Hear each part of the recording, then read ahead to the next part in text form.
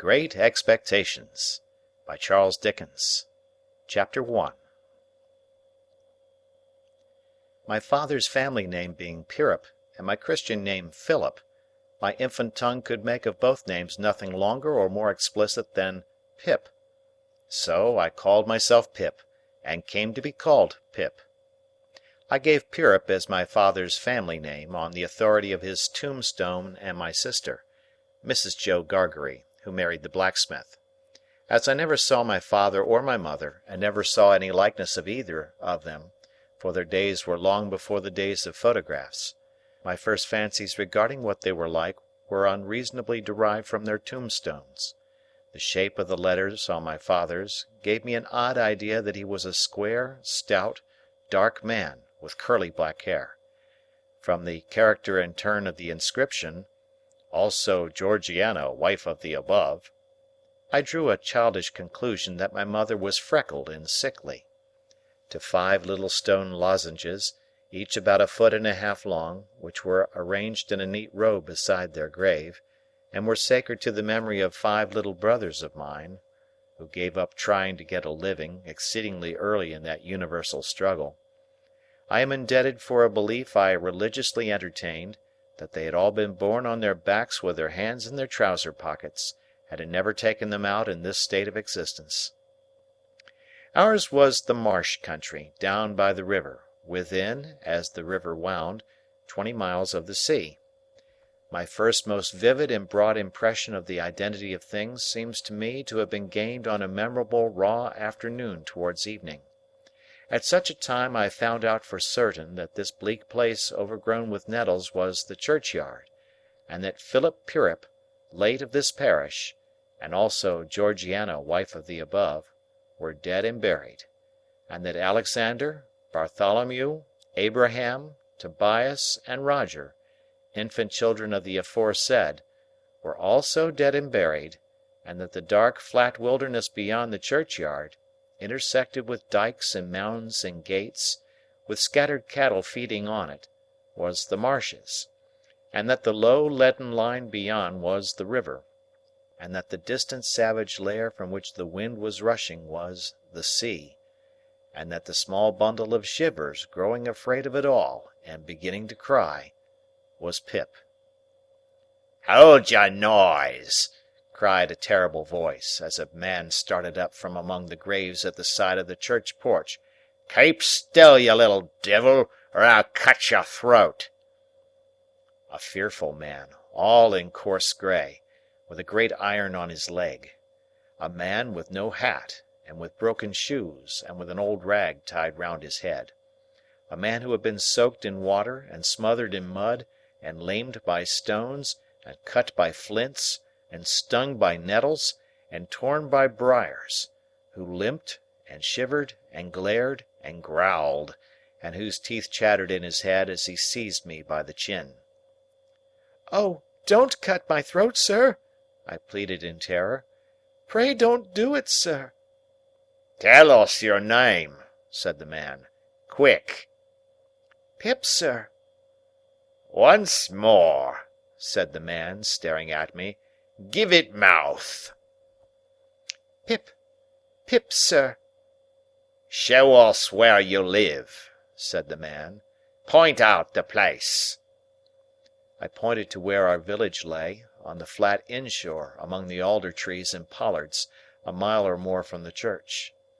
The man, after looking at me for a moment, turned me upside down, and emptied my pockets. There was nothing in them but a piece of bread. When the church came to itself, for he was so sudden and strong that he made it go head over heels before me, and I saw the steeple under my feet. When the church came to itself, I say, I was seated on a high tombstone, trembling while he ate the bread ravenously. "You young dog," said the man, licking his lips, "what fat cheeks you ha' got!" I believe they were fat, although I was at that time undersized for my years, and not strong. "Darn me if I couldn't eat 'em," said the man, with a threatening shake of his head, "and if I haven't half a mind to it." I earnestly expressed my hope that he wouldn't, and held tighter to the tombstone on which he had put me, partly to keep myself upon it, partly to keep myself from crying. "Now look'ee here," said the man. "Where's your mother?" "There, sir," said I. He started, made a short run, and stopped and looked over his shoulder. "There, sir," I timidly explained. "Also Georgiana, that's my mother." "Oh!" said he, coming back. "And is that your father along o' your mother?" "Yes, sir," said I. "Him too, late of this parish." "Ha!" he muttered then, considering. "Who do you live with? Supposing you're kindly let to live, which I hadn't made up my mind about." "My sister, sir, Mrs. Joe Gargery, wife of Joe Gargery, the blacksmith, sir." "Blacksmith, eh?" said he, and he looked down at his leg. After darkly looking at his leg and me several times, he came closer to my tombstone, took me by both arms, and tilted me back as far as he could hold me, so that his eyes looked most powerfully down into mine, and mine looked most helplessly up into his. "Now look'ee here," he said, "the question being whether you're to be let to live. You know what a file is?" "Yes, sir." "And you know what wittles is?" "Yes, sir." After each question, he tilted me over a little more, so as to give me a greater sense of helplessness and danger. "You get me a file." He tilted me again. "And you get me wittles." He tilted me again. "You bring 'em both to me." He tilted me again. "Or I'll have your 'art and liver out." He tilted me again. I was dreadfully frightened, and so giddy that I clung to him with both hands, and said, "If you would kindly please to let me keep upright, sir, perhaps I shouldn't be sick, and perhaps I could attend more." He gave me a most tremendous dip and roll, so that the church jumped over its own weathercock. Then, he held me by the arms in an upright position on the top of the stone, and went on in these fearful terms. "You bring me, tomorrow morning early, that file and them wittles. You bring the lot to me, at that old battery over yonder. You do it, and you never dare to say a word, or dare to make a sign concerning your having seen such a person as me, or any person soever, and you shall be let to live. You fail, or you go from my words in any particular, no matter how small it is, and your heart and your liver shall be tore out, roasted, and ate. Now, I ain't alone, as you may think I am. There's a young man hid with me, in comparison with which young man I am an angel. That young man hears the words I speak. That young man has a secret way peculiar to himself of getting at a boy, and at his heart, and at his liver. It is in vain for a boy to attempt to hide himself from that young man. A boy may lock his door, may be warm in bed, may tuck hisself up, may draw the clothes over his head, may think himself comfortable and safe, but that young man will softly creep his way to him, and tear him open. I am a keeping that young man from harming of you at the present moment, with great difficulty. I find it very hard to hold that young man off of your inside. Now, what do you say?" I said I would get him the file, and I would get him what broken bits of food I could, and would come to him at the battery early in the morning. "Say Lord strike you dead if you don't," said the man. I said so, and he took me down. "Now," he pursued, "you remember what you've undertook, and you remember that young man, and you get home." Good night, sir," I faltered. "Much of that," said he, glancing about him over the cold wet flat. "I wish I was a frog, or a eel." At the same time he hugged his shuddering body in both his arms, clasping himself as if to hold himself together, and limped towards the low church wall. As I saw him go, picking his way among the nettles, and among the brambles that bound the green mounds, he looked in my young eyes as if he were eluding the hands of the dead people, stretching up cautiously out of their graves to get a twist upon his ankle and pull him in. When he came to the low church wall, he got over it, like a man whose legs were numbed and stiff, and then turned round to look for me. When I saw him turning, I set my face towards home, and made the best use of my legs. But presently I looked over my shoulder, and saw him going on again towards the river, still hugging himself in both arms, and picking his way with his sore feet among the great stones dropped into the marshes here and there, for stepping places when the rains were heavy or the tide was in. The marshes were just a long black horizontal line then, as I stopped to look after him, and the river was just another horizontal line, not nearly so broad nor yet so black, and the sky was just a row of long angry red lines and dense black lines intermixed. On the edge of the river I could faintly make out the only two black things in all the prospect that seemed to be standing upright. One of these was the beacon by which the sailors steered, like an unhooped cask upon a pole, an ugly thing when you were near it; the other, a gibbet, with some chains hanging to it which had once held a pirate. The man was limping on towards this latter, as if he were the pirate come to life and come down, and going back to hook himself up again. It gave me a terrible turn when I thought so, and as I saw the cattle lifting their heads to gaze after him, I wondered whether they thought so too.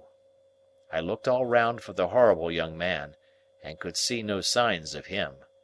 But now I was frightened again, and ran home without stopping. Chapter 2.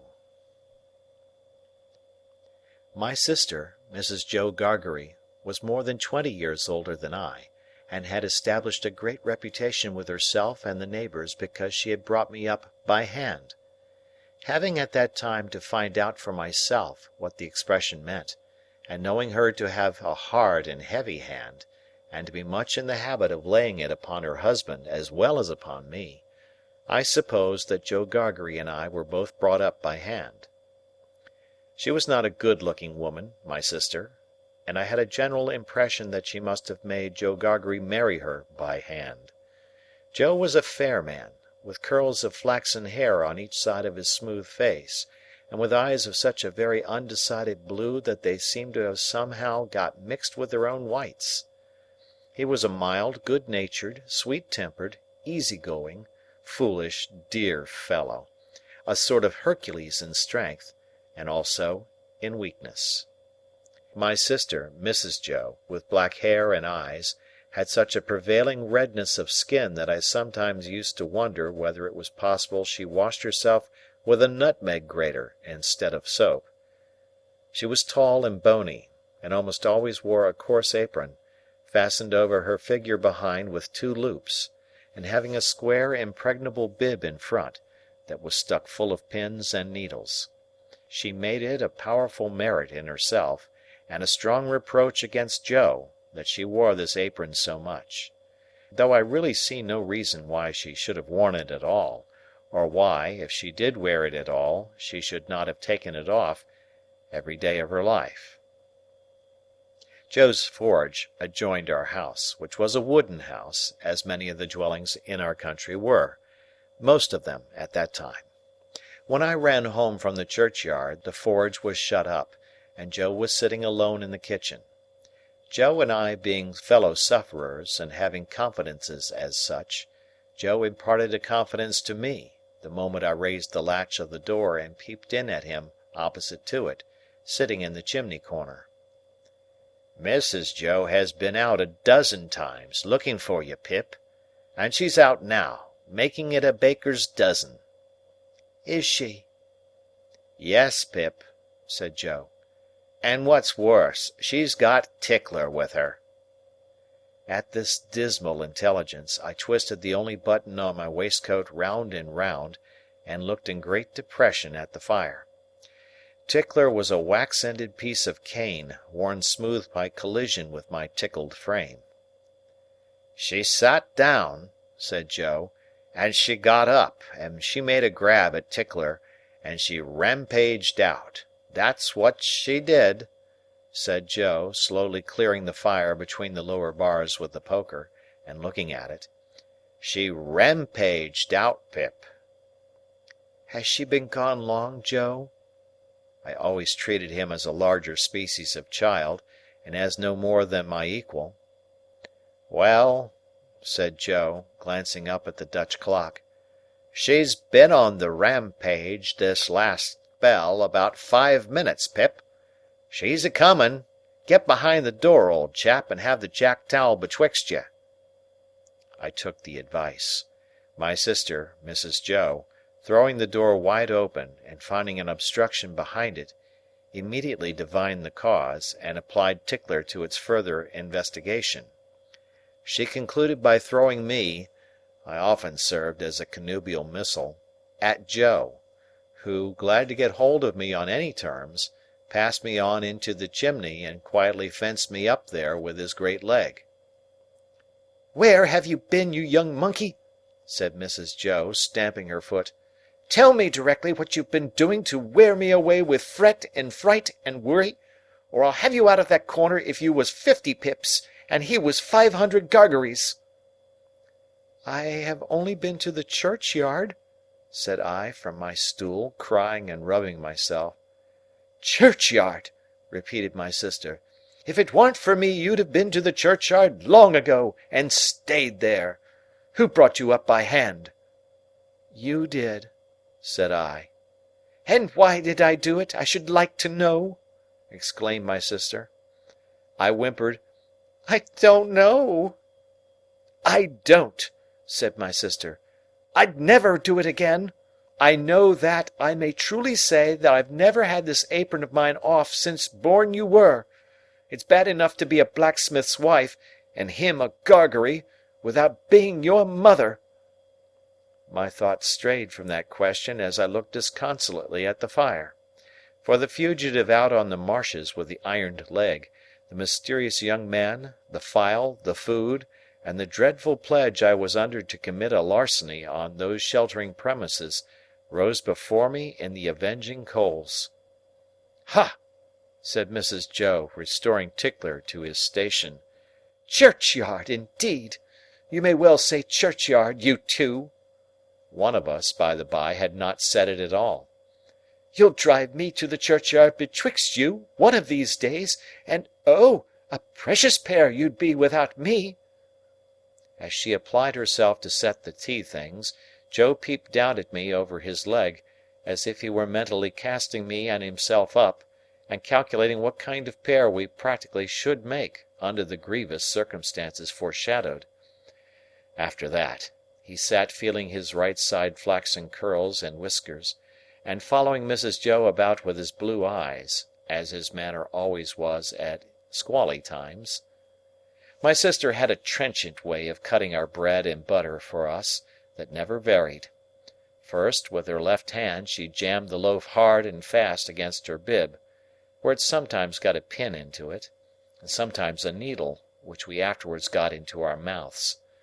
Then she took some butter, not too much, on a knife, and spread it on the loaf, in an apothecary kind of way, as if she were making a plaster, using both sides of the knife with a slapping dexterity, and trimming and moulding the butter off round the crust.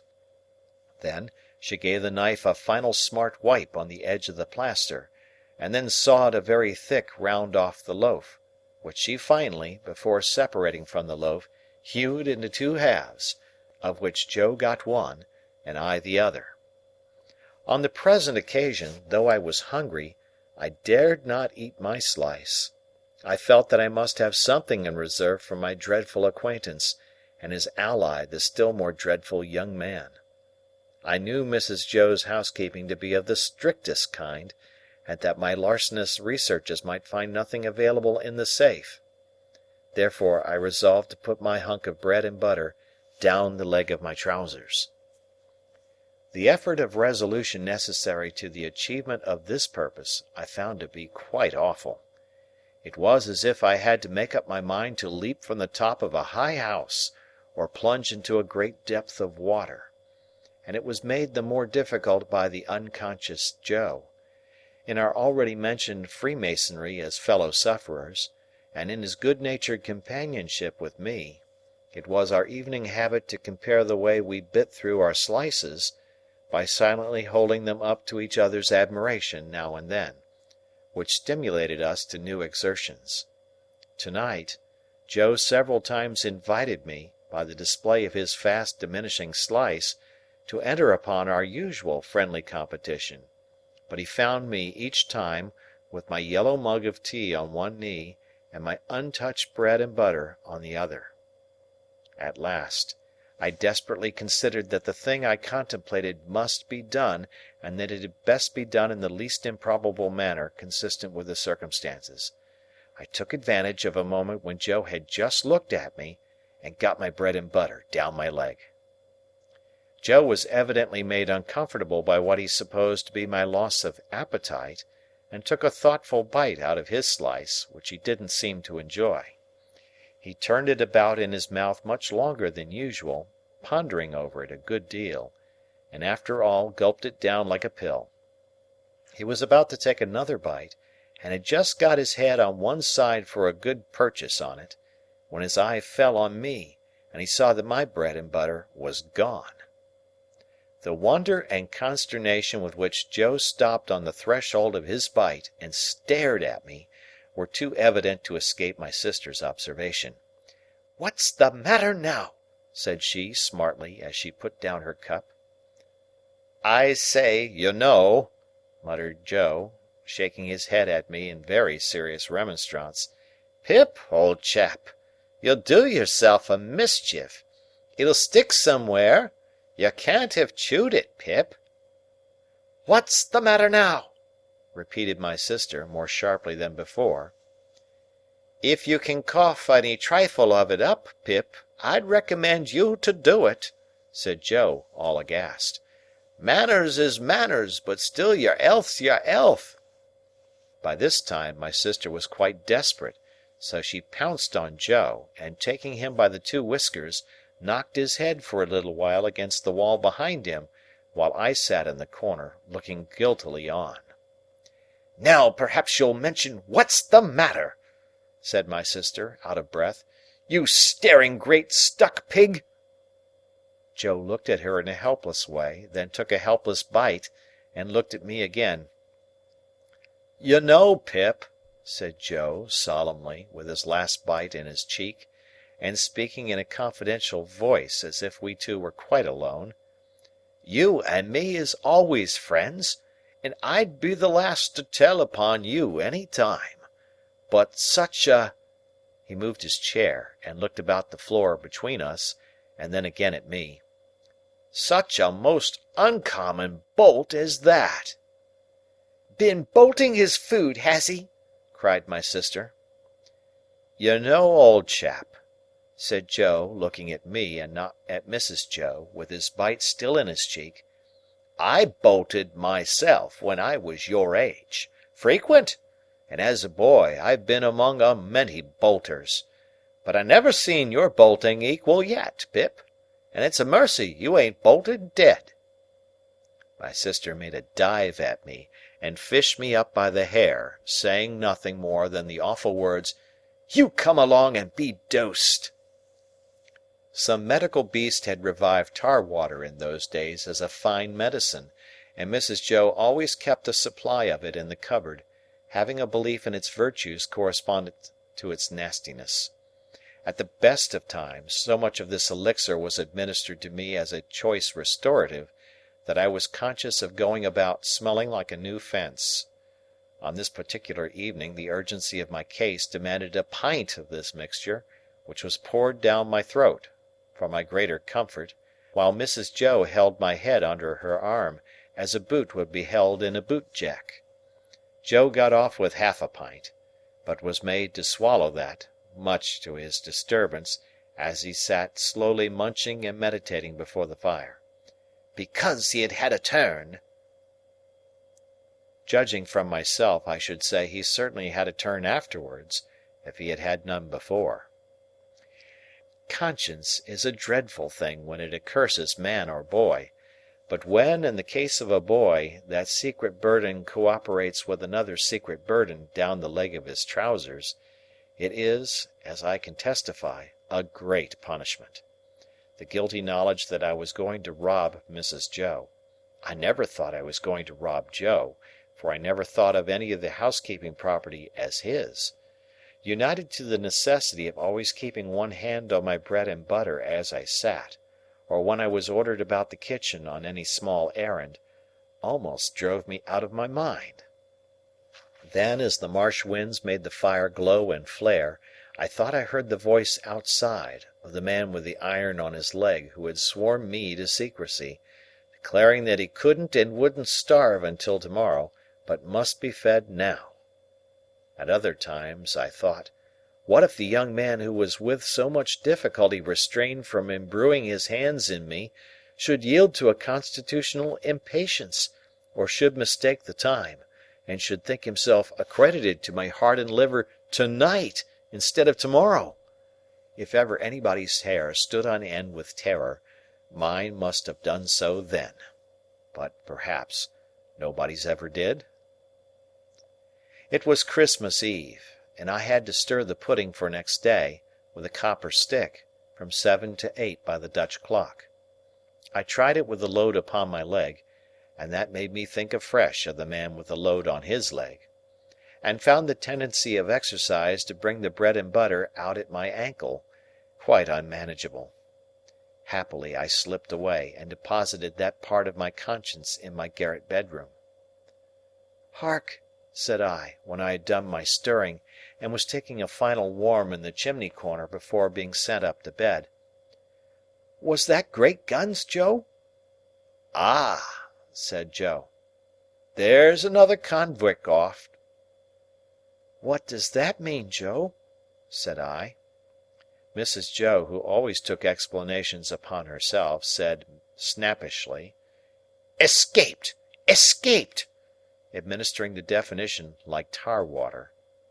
While Mrs. Joe sat with her head bending over her needlework, I put my mouth into the forms of saying to Joe, "What's a convict?"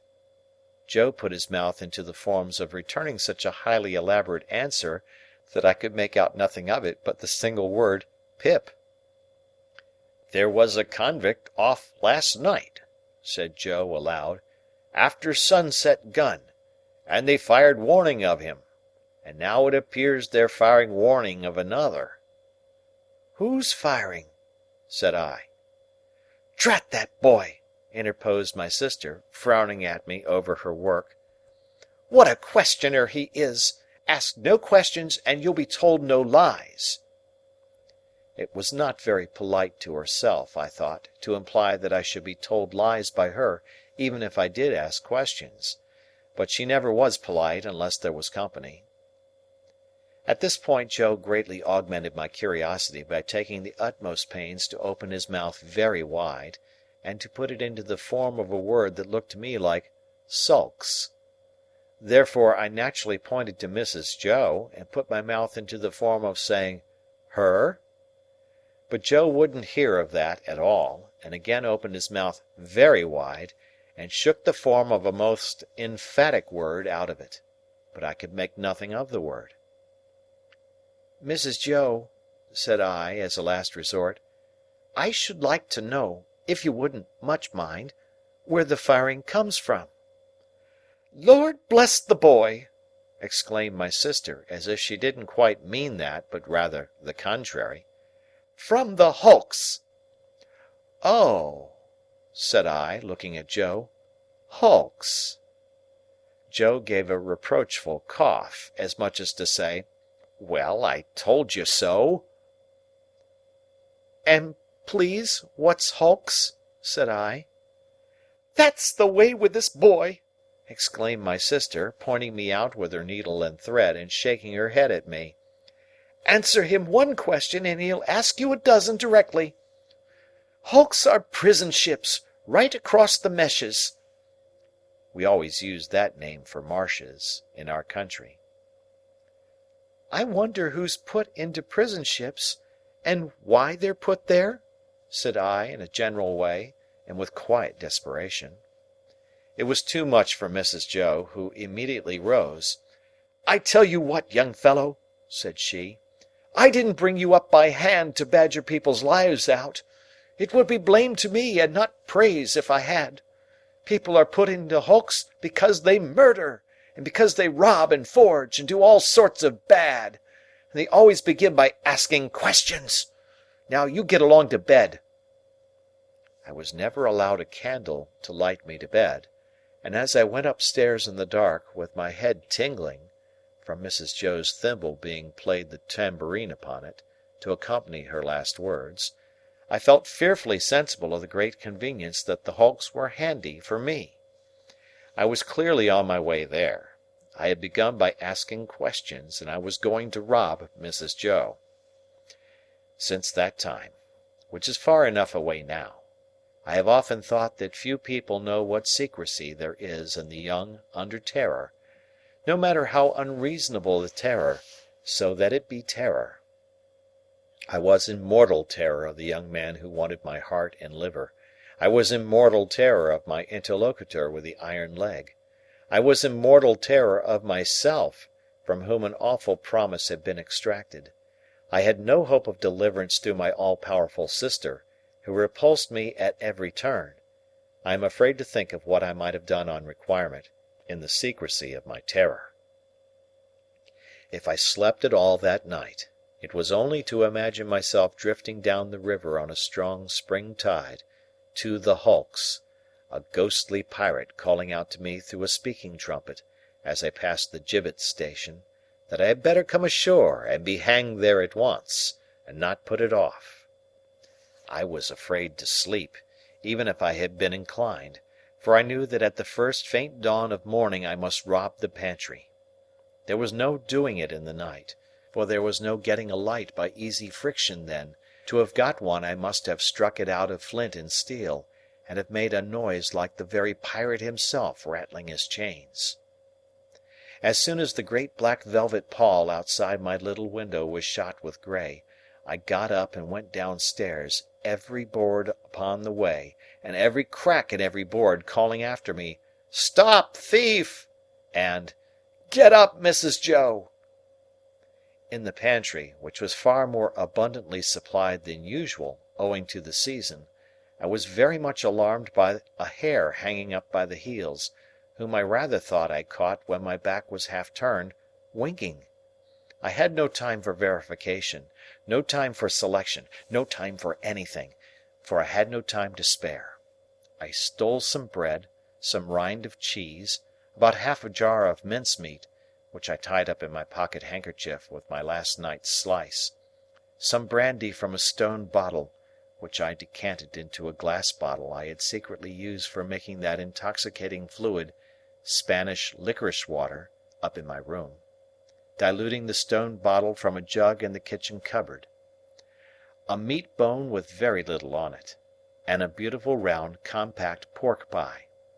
I was nearly going away without the pie, but I was tempted to mount upon a shelf, to look what it was that was put away so carefully in a covered earthenware dish in a corner, and I found it was the pie, and I took it in the hope that it was not intended for early use, and would not be missed for some time.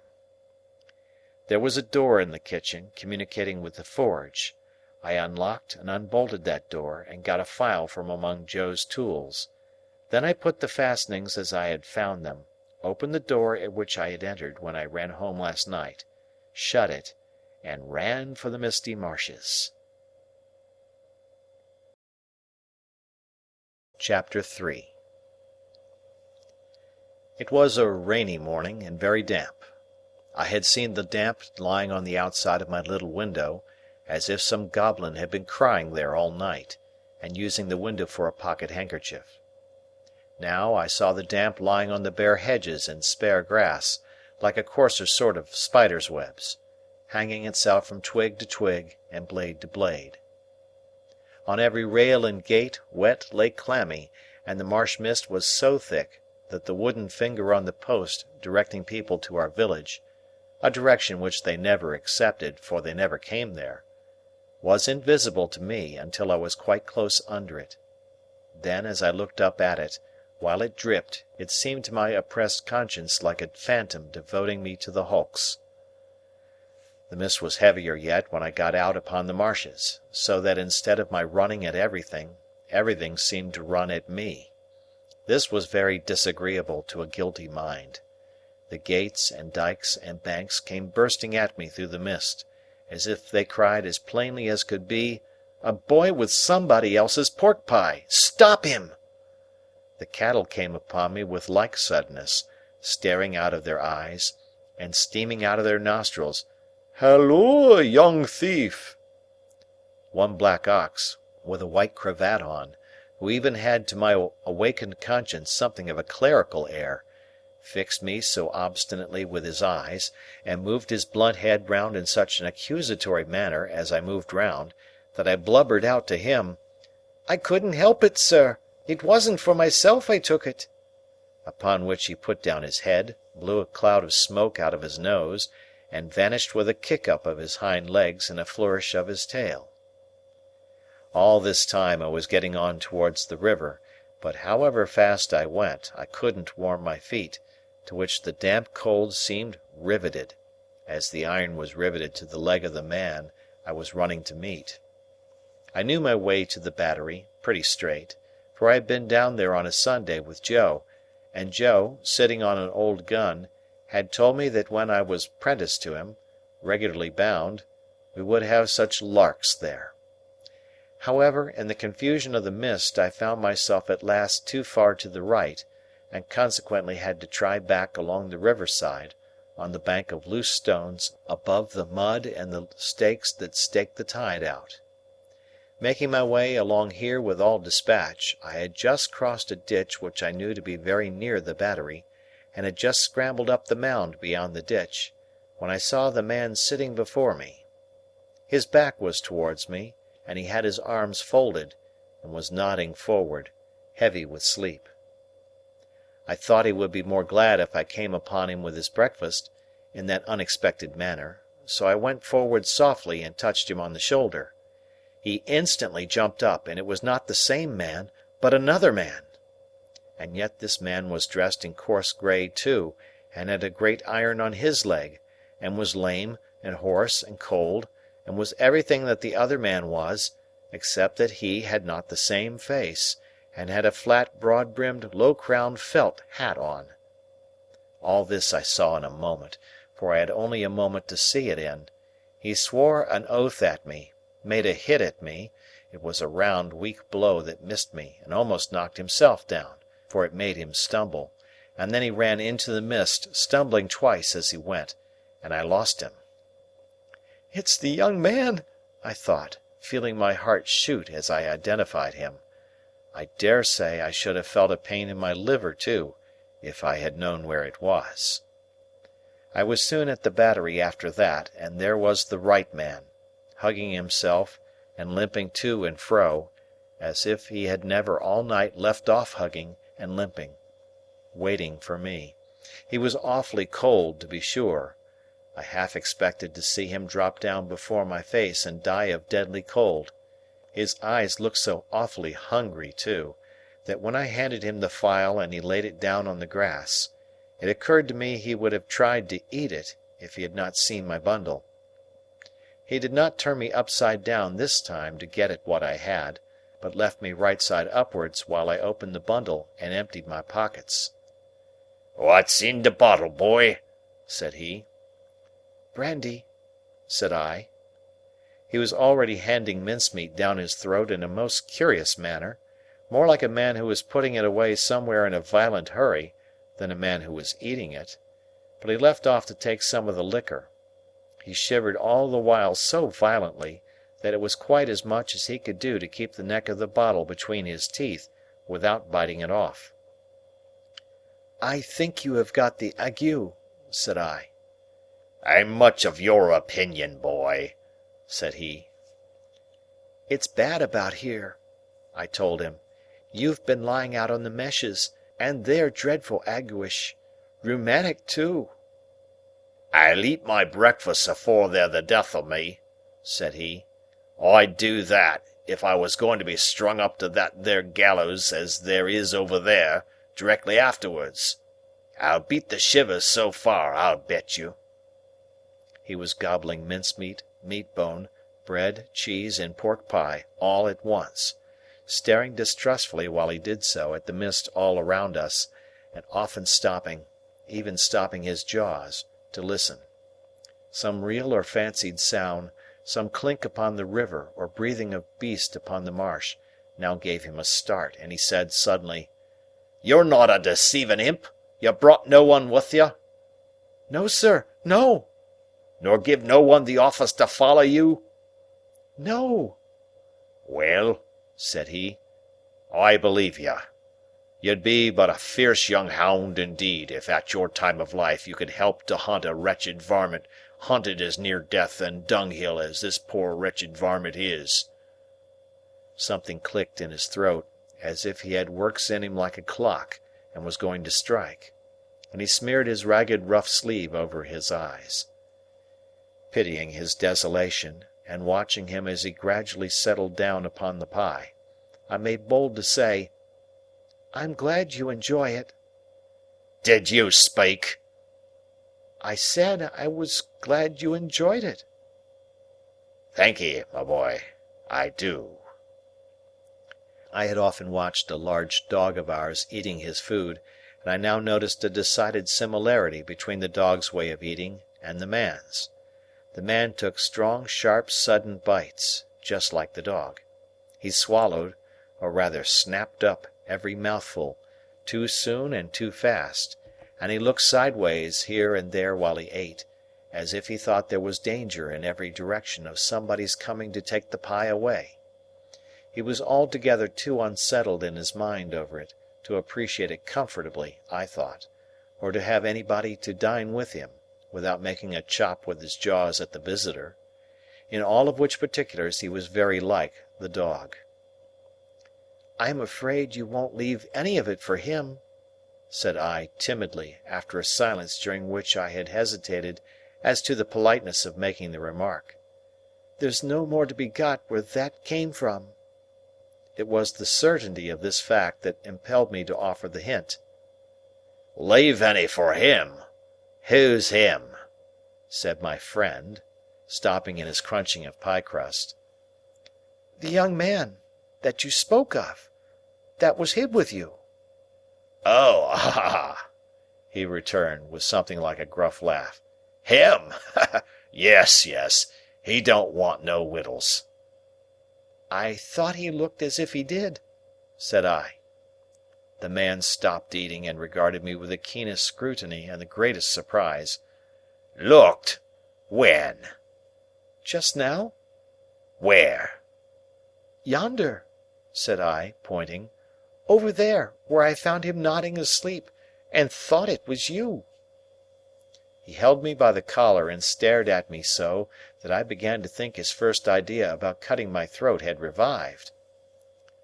"Dressed like you, you know, only with a hat," I explained, trembling, and I was very anxious to put this delicately, "and with the same reason for wanting to borrow a file. Didn't you hear the cannon last night?" "Then there was firing," he said to himself.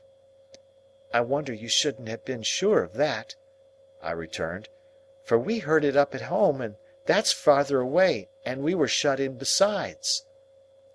"Why, see now," said he, "when a man's alone on these flats, with a light head and a light stomach, perishin' of cold and want, he hears nothing all night but guns firing and voices calling. Hears? He sees the soldiers, with their red coats lighted up by the torches carried afore, closing in round him. Hears his number called, hears himself challenged, hears the rattle of the muskets, hears the orders, 'Make ready, present, cover him steady, men,' and is laid hands on, and there's nothing.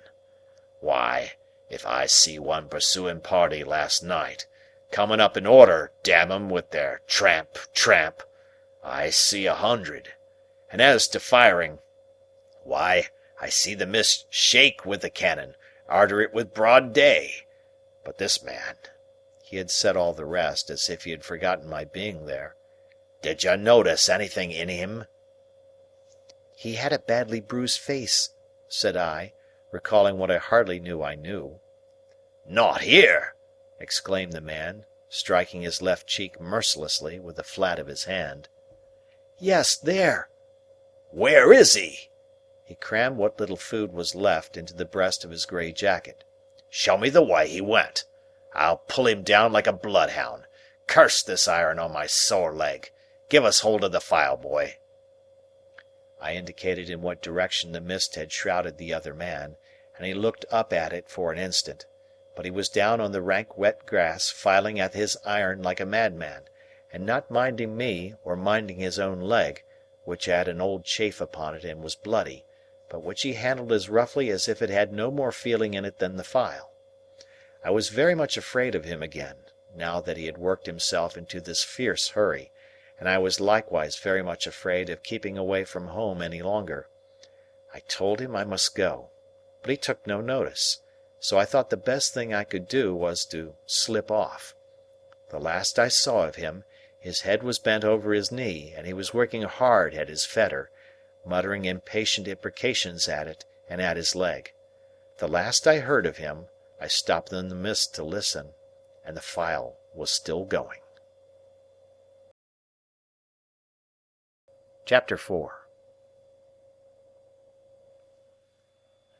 I fully expected to find a constable in the kitchen, waiting to take me up. But not only was there no constable there, but no discovery had yet been made of the robbery. Mrs. Joe was prodigiously busy in getting the house ready for the festivities of the day, and Joe had been put upon the kitchen doorstep to keep him out of the dustpan, an article into which his destiny always led him, sooner or later, when my sister was vigorously reaping the floors of her establishment. "And where the deuce have you been?" was Mrs. Joe's Christmas salutation, when I and my conscience showed ourselves. I said I had been down to hear the carols. "Ah, well," observed Mrs. Joe, "you might have done worse." Not a doubt of that, I thought. "Perhaps if I warn't a blacksmith's wife, and, what's the same thing, a slave with her apron never off, I should have been to hear the carols," said Mrs. Joe. "I'm rather partial to carols myself, and that's the best of reasons for my never hearing any." Joe, who had ventured into the kitchen after me, as the dustpan had retired before us, drew the back of his hand across his nose with a conciliatory air, when Mrs. Joe darted a look at him, and, when her eyes were withdrawn, secretly crossed his two forefingers, and exhibited them to me, as our token that Mrs. Joe was in a cross temper. This was so much her normal state that Joe and I would often, for weeks together, be, as to our fingers, like monumental crusaders as to their legs. We were to have a superb dinner, consisting of a leg of pickled pork and greens, and a pair of roast stuffed fowls. A handsome mince pie had been made yesterday morning, which accounted for the mincemeat not being missed, and the pudding was already on the boil. These extensive arrangements occasioned us to be cut off unceremoniously in respect of breakfast. "For I ain't," said Mrs. Joe, "I ain't a-going to have no formal cramming and busting and washing up now, with what I've got before me, I promise you." So, we had our slices served out, as if we were 2,000 troops on a forced march instead of a man and boy at home, and we took gulps of milk and water, with apologetic countenances, from a jug on the dresser. In the meantime, Mrs. Joe put clean white curtains up, and tacked a new flowered flounce across the wide chimney to replace the old one, and uncovered the little state parlour across the passage, which was never uncovered at any other time, but passed the rest of the year in a cool haze of silver paper, which even extended to the 4 little white crockery poodles on the mantel-shelf, each with a black nose and a basket of flowers in his mouth, and each the counterpart of the other. Mrs. Joe was a very clean housekeeper, but had an exquisite art of making her cleanliness more uncomfortable and unacceptable than dirt itself. Cleanliness is next to godliness, and some people do the same by their religion. My sister, having so much to do, was going to church vicariously; that is to say, Joe and I were going. In his working clothes, Joe was a well-knit, characteristic-looking blacksmith. In his holiday clothes, he was more like a scarecrow in good circumstances than anything else. Nothing that he wore then fitted him or seemed to belong to him, and everything that he wore then grazed him. On the present festive occasion he emerged from his room, when the blithe bells were going, the picture of misery, in a full suit of Sunday penitentials. As to me, I think my sister must have had some general idea that I was a young offender whom an accoucheur policeman had taken up, on my birthday, and delivered over to her, to be dealt with according to the outraged majesty of the law. I was always treated as if I had insisted on being born in opposition to the dictates of reason, religion, and morality, and against the dissuading arguments of my best friends.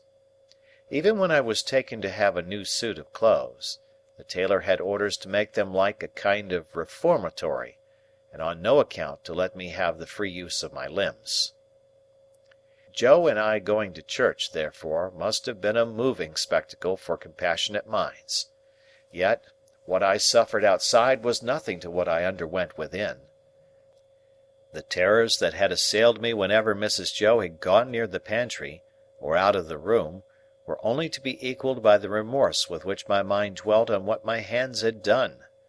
Under the weight of my wicked secret, I pondered whether the church would be powerful enough to shield me from the vengeance of the terrible young man, if I divulged to that establishment. I conceived the idea that the time when the banns were read and when the clergyman said, "You are now to declare it," would be the time for me to rise and propose a private conference in the vestry. I am far from being sure that I might not have astonished our small congregation by resorting to this extreme measure, but for its being Christmas Day and no Sunday.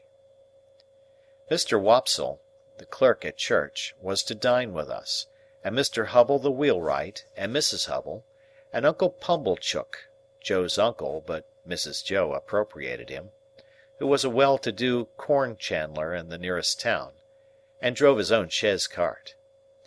The dinner hour was 1:30.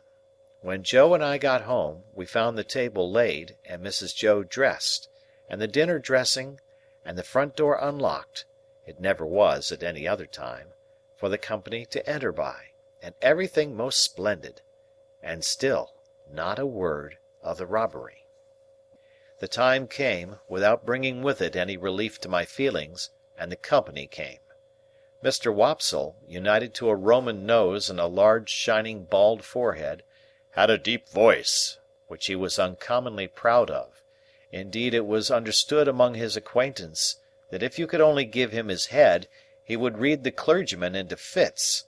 He himself confessed that if the church was thrown open, meaning to competition, he would not despair of making his mark in it. The church not being thrown open, he was, as I have said, our clerk. But he punished the amens tremendously, and when he gave out the psalm, always giving the whole verse, he looked all round the congregation first, as much as to say, "You have heard my friend overhead. Oblige me with your opinion of this style." I opened the door to the company, making believe that it was a habit of ours to open that door, and I opened it first to Mr. Wopsle, next to Mr. and Mrs. Hubble, and last of all to Uncle Pumblechook. N.B. I was not allowed to call him uncle, under the severest penalties. "Mrs. Joe," said Uncle Pumblechook, a large, hard-breathing, middle-aged, slow man, with a mouth like a fish, dull staring eyes, and sandy hair standing upright on his head, so that he looked as if he had just been all but choked, and had that moment come to. "I have brought you as the compliments of the season. I have brought you, mum, a bottle of sherry wine, and I have brought you, mum, a bottle of port wine." Every Christmas Day he presented himself, as a profound novelty, with exactly the same words, and carrying the 2 bottles like dumbbells. Every Christmas Day Mrs. Joe replied as she now replied, "Oh, Uncle Pumblechook, this is kind." Every Christmas Day he retorted, as he now retorted, "It's no more than your merits, and now are you all bobbish, and how's 6 penn'orth of halfpence?" meaning me. We dined on these occasions in the kitchen, and adjourned, for the nuts and oranges and apples, to the parlour, which was a change very like Joe's change from his working clothes to his Sunday dress. My sister was uncommonly lively on the present occasion, and indeed was generally more gracious in the society of Mrs. Hubble than in other company. I remember Mrs. Hubble as a little curly, sharp-edged person in sky blue, who held a conventionally juvenile position, because she had married Mr. Hubble, I don't know at what remote period, when she was much younger than he. I remember Mr. Hubble as a tough, high-shouldered, stooping old man, of a sawdusty fragrance, with his legs extraordinarily wide apart, so that in my short days I always saw some miles of open country between them when I met him coming up the lane. Among this good company I should have felt myself, even if I hadn't robbed the pantry, in a false position. Not because I was squeezed in at an acute angle of the tablecloth, with the table in my chest, and the Pumblechookian elbow in my eye, nor because I was not allowed to speak, I didn't want to speak, nor because I was regaled with the scaly tips of the drumsticks of the fowls, and with those obscure corners of pork of which the pig, when living, had had the least reason to be vain. No, I should not have minded that, if they would only have left me alone. But they wouldn't leave me alone. They seemed to think the opportunity lost, if they failed to point the conversation at me, every now and then, and stick the point into me. I might have been an unfortunate little bull in a Spanish arena, I got so smartingly touched up by these moral goads. It began the moment we sat down to dinner. Mr. Wopsle said grace with theatrical declamation, as it now appears to me, something like a religious cross of the Ghost in Hamlet with Richard III, and ended with the very proper aspiration that we might be truly grateful. Upon which my sister fixed me with her eye, and said in a low reproachful voice, "Do you hear that? Be grateful?" "Especially," said Mr. Pumblechook, "be grateful, boy, to them which brought you up by hand." Mrs. Hubble shook her head, and contemplating me with a mournful presentiment that I should come to no good, asked, "Why is it that the young are never grateful?" This moral mystery seemed too much for the company, until Mr. Hubble tersely solved it by saying, "Naturally vicious." Everybody then murmured, "True," and looked at me in a particularly unpleasant and personal manner. Joe's station and influence were something feebler, if possible, when there was company than when there was none. But he always aided and comforted me when he could, in some way of his own, and he always did so at dinner-time by giving me gravy, if there were any. There being plenty of gravy to-day, Joe spooned into my plate, at this point, about half a pint. A little later on in the dinner, Mr. Wopsle reviewed the sermon with some severity, and intimated, in the usual hypothetical case of the church being thrown open, what kind of sermon he would have given them. After favouring them with some heads of that discourse, he remarked that he considered the subject of the day's homily ill chosen, which was the less excusable, he added, when there were so many subjects going about. "True again," said Uncle Pumblechook. "You've hit it, sir. Plenty of subjects going about, for them that know how to put salt upon their tales. That's what's wanted. A man needn't go far to find a subject, if he's ready with his salt-box." Mr. Pumblechook added, after a short interval of reflection, "look at pork alone. There's a subject. If you want a subject, look at pork." True, sir. Many a moral for the young, returned Mr. Wopsle, and I knew he was going to lug me in before he said it. might be deduced from that text. "You listen to this," said my sister to me in a severe parenthesis. Joe gave me some more gravy. "Swine," pursued Mr. Wopsle in his deepest voice, and pointing his fork at my blushes as if he were mentioning my Christian name, "swine were the comparisons of the prodigal. The gluttony of swine is put before us, as an example to the young." I thought this pretty well in him who had been praising up the pork for being so plump and juicy. "What is detestable in a pig is more detestable in a boy." "Or girl," suggested Mr. Hubble. "Of course, or girl, Mr. Hubble," assented Mr. Wopsle, rather irritably. "but there is no girl present." "Besides," said Mr. Pumblechook, turning sharp on me, "think what you've got to be grateful for. If you'd been born a squeaker—" "He was, if ever a child was," said my sister, most emphatically. Joe gave me some more gravy. "Well, I mean a four-footed squeaker," said Mr. Pumblechook. "If you had been born such, would you have been here now?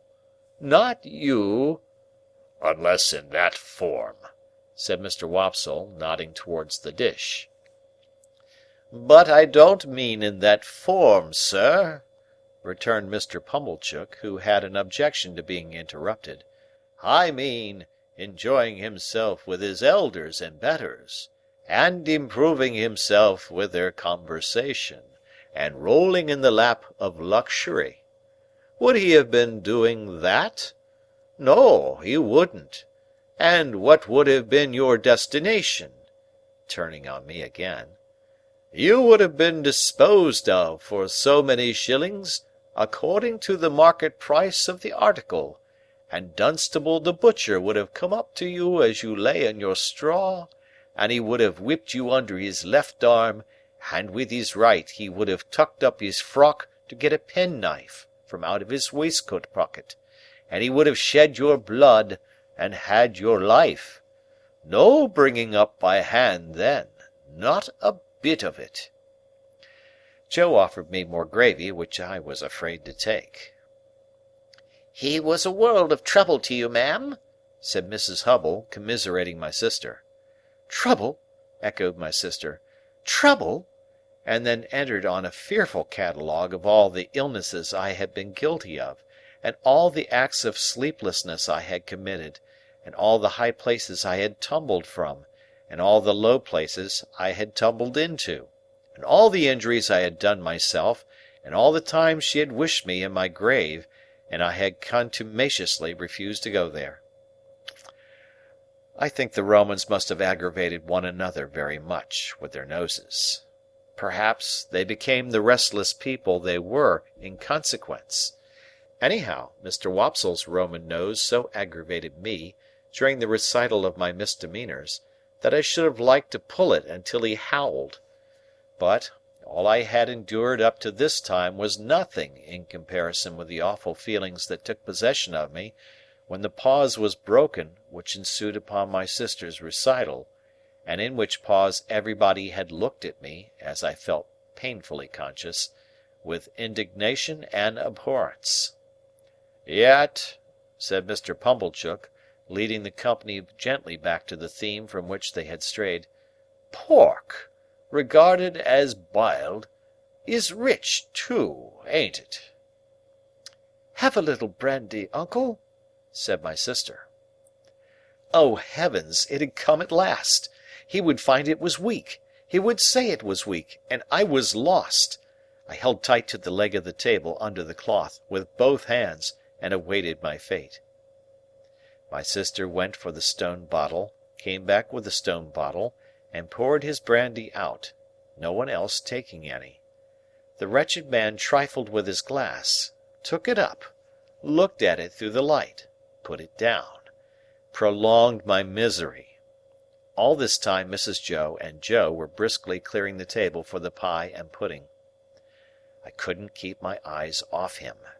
Always holding tight by the leg of the table with my hands and feet, I saw the miserable creature finger his glass playfully, take it up, smile, throw his head back, and drink the brandy off. Instantly afterwards, the company were seized with unspeakable consternation, owing to his springing to his feet, turning round several times in an appalling spasmodic whooping cough dance, and rushing out at the door. He then became visible through the window, violently plunging and expectorating, making the most hideous faces, and apparently out of his mind. I held on tight while Mrs. Joe and Joe ran to him. I didn't know how I had done it, but I had no doubt I had murdered him somehow.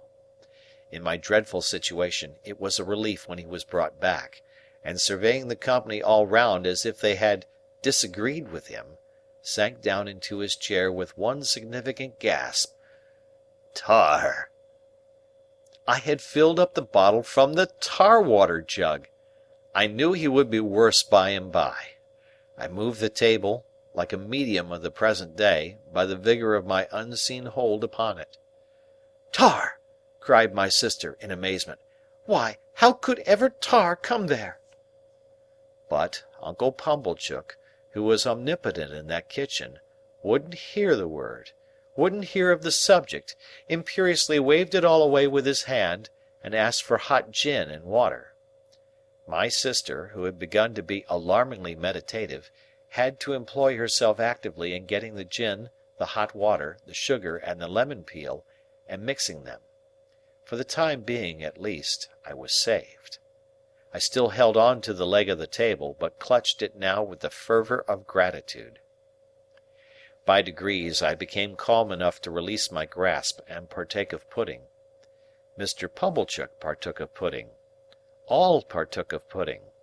The course terminated, and Mr. Pumblechook had begun to beam under the genial influence of gin and water. I began to think I should get over the day, when my sister said to Joe, "Clean plates. Cold." I clutched the leg of the table again immediately, and pressed it to my bosom, as if it had been the companion of my youth and friend of my soul. I foresaw what was coming, and I felt that this time I really was gone.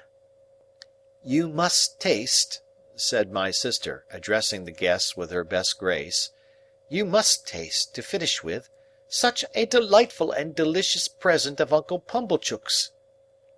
Must they? Let them not hope to taste it. "You must know," said my sister, rising, "it's a pie, a savoury pork pie." The company murmured their compliments. Uncle Pumblechook, sensible of having deserved well of his fellow creatures, said, quite vivaciously, all things considered, "Well, Mrs. Joe, we'll do our best endeavours. Let us have a cut at this same pie." My sister went out to get it. I heard her steps proceed to the pantry. I saw Mr. Pumblechook balance his knife. I saw reawakening appetite in the Roman nostrils of Mr. Wopsle. I heard Mr. Hubble remark that "a bit of savoury pork pie would lay atop of anything you could mention, and do no harm." And I heard Joe say, "You shall have some, Pip." I have never been absolutely certain whether I uttered a shrill yell of terror, merely in spirit, or in the bodily hearing of the company. I felt that I could bear no more, and that I must run away. I released the leg of the table, and ran for my life. But I ran no farther than the house door, for there I ran head foremost into a party of soldiers with their muskets, one of whom held out a pair of handcuffs to me, saying, "Here you are. Look sharp. Come on." Chapter 5. The apparition of a file of soldiers ringing down the butt ends of their loaded muskets on our doorstep caused the dinner party to rise from table in confusion, and caused Mrs. Joe re-entering the kitchen empty-handed to stop short and stare, and her wondering lament of, "Gracious goodness, gracious me, what's gone with the pie?" The sergeant and I were in the kitchen when Mrs. Joe stood staring, at which crisis I partially recovered the use of my senses. It was the sergeant who had spoken to me, and he was now looking round at the company, with his handcuffs invitingly extended towards them in his right hand, and his left on my shoulder. "Excuse me, ladies and gentlemen," said the sergeant, "but as I have mentioned at the door to this smart young shaver," which he hadn't, "I am on a chase in the name of the king, and I want the blacksmith." "And pray what might you want with him?" retorted my sister, quick to resent his being wanted at all. "Missus," returned the gallant sergeant, "speaking for myself, I should reply, the honour and pleasure of his fine wife's acquaintance. Speaking for the king, I answer, a little job done." This was received as rather neat in the sergeant, insomuch that Mr. Pumblechook cried audibly, "Good again!" "You'll see, blacksmith," said the sergeant, who had by this time picked out Joe with his eye. "We have had an accident with these, and I find the lock of one of 'em goes wrong, and the coupling don't act pretty. As they are wanted for immediate service, will you throw your eye over them?" Joe threw his eye over them, and pronounced that the job would necessitate the lighting of his forge fire, and would take nearer 2 hours than 1. "Will it? Then will you set about it at once, blacksmith?" said the offhand sergeant, "as it's on his Majesty's service, and if my men can bear a hand anywhere, they'll make themselves useful." With that he called to his men, who came trooping into the kitchen, one after another, and piled their arms in a corner. And then they stood about, as soldiers do, now with their hands loosely clasped before them, now resting a knee or a shoulder, now easing a belt or a pouch, now opening the door to spit stiffly over their high stocks out into the yard. All these things I saw without then knowing that I saw them, for I was in an agony of apprehension. But beginning to perceive that the handcuffs were not for me, and that the military had so far got the better of the pie as to put it in the background, I collected a little more of my scattered wits. "Will you give me the time?" said the sergeant, addressing himself to Mr. Pumblechook, as to a man whose appreciative powers justified the inference that he was equal to the time. "It's just gone 2:30. "That's not so bad," said the sergeant, reflecting. "Even if I was forced to halt here nigh 2 hours, that'll do. How far might you call yourselves from the marshes hereabout? Not above a mile, I reckon?" "Just a mile," said Mrs. Joe. "That'll do. We begin to close in upon 'em about dusk. A little before dusk, my orders are. That'll do." "Convicts, sergeant?" asked Mr. Wopsle, in a matter-of-course way. "Aye," returned the sergeant. "2. They're pretty well known to be out on the marshes still, and they won't try to get clear of 'em before dusk. Anybody here seen anything of any such game?" Everybody, myself excepted, said no with confidence. Nobody thought of me. "Well," said the sergeant, "they'll find themselves trapped in a circle, I expect, sooner than they count on. Now, blacksmith, if you're ready, His Majesty the King is." Joe had got his coat and waistcoat and cravat off, and his leather apron on, and passed into the forge. One of the soldiers opened its wooden windows, another lighted the fire, another turned to at the bellows, the rest stood round the blaze, which was soon roaring.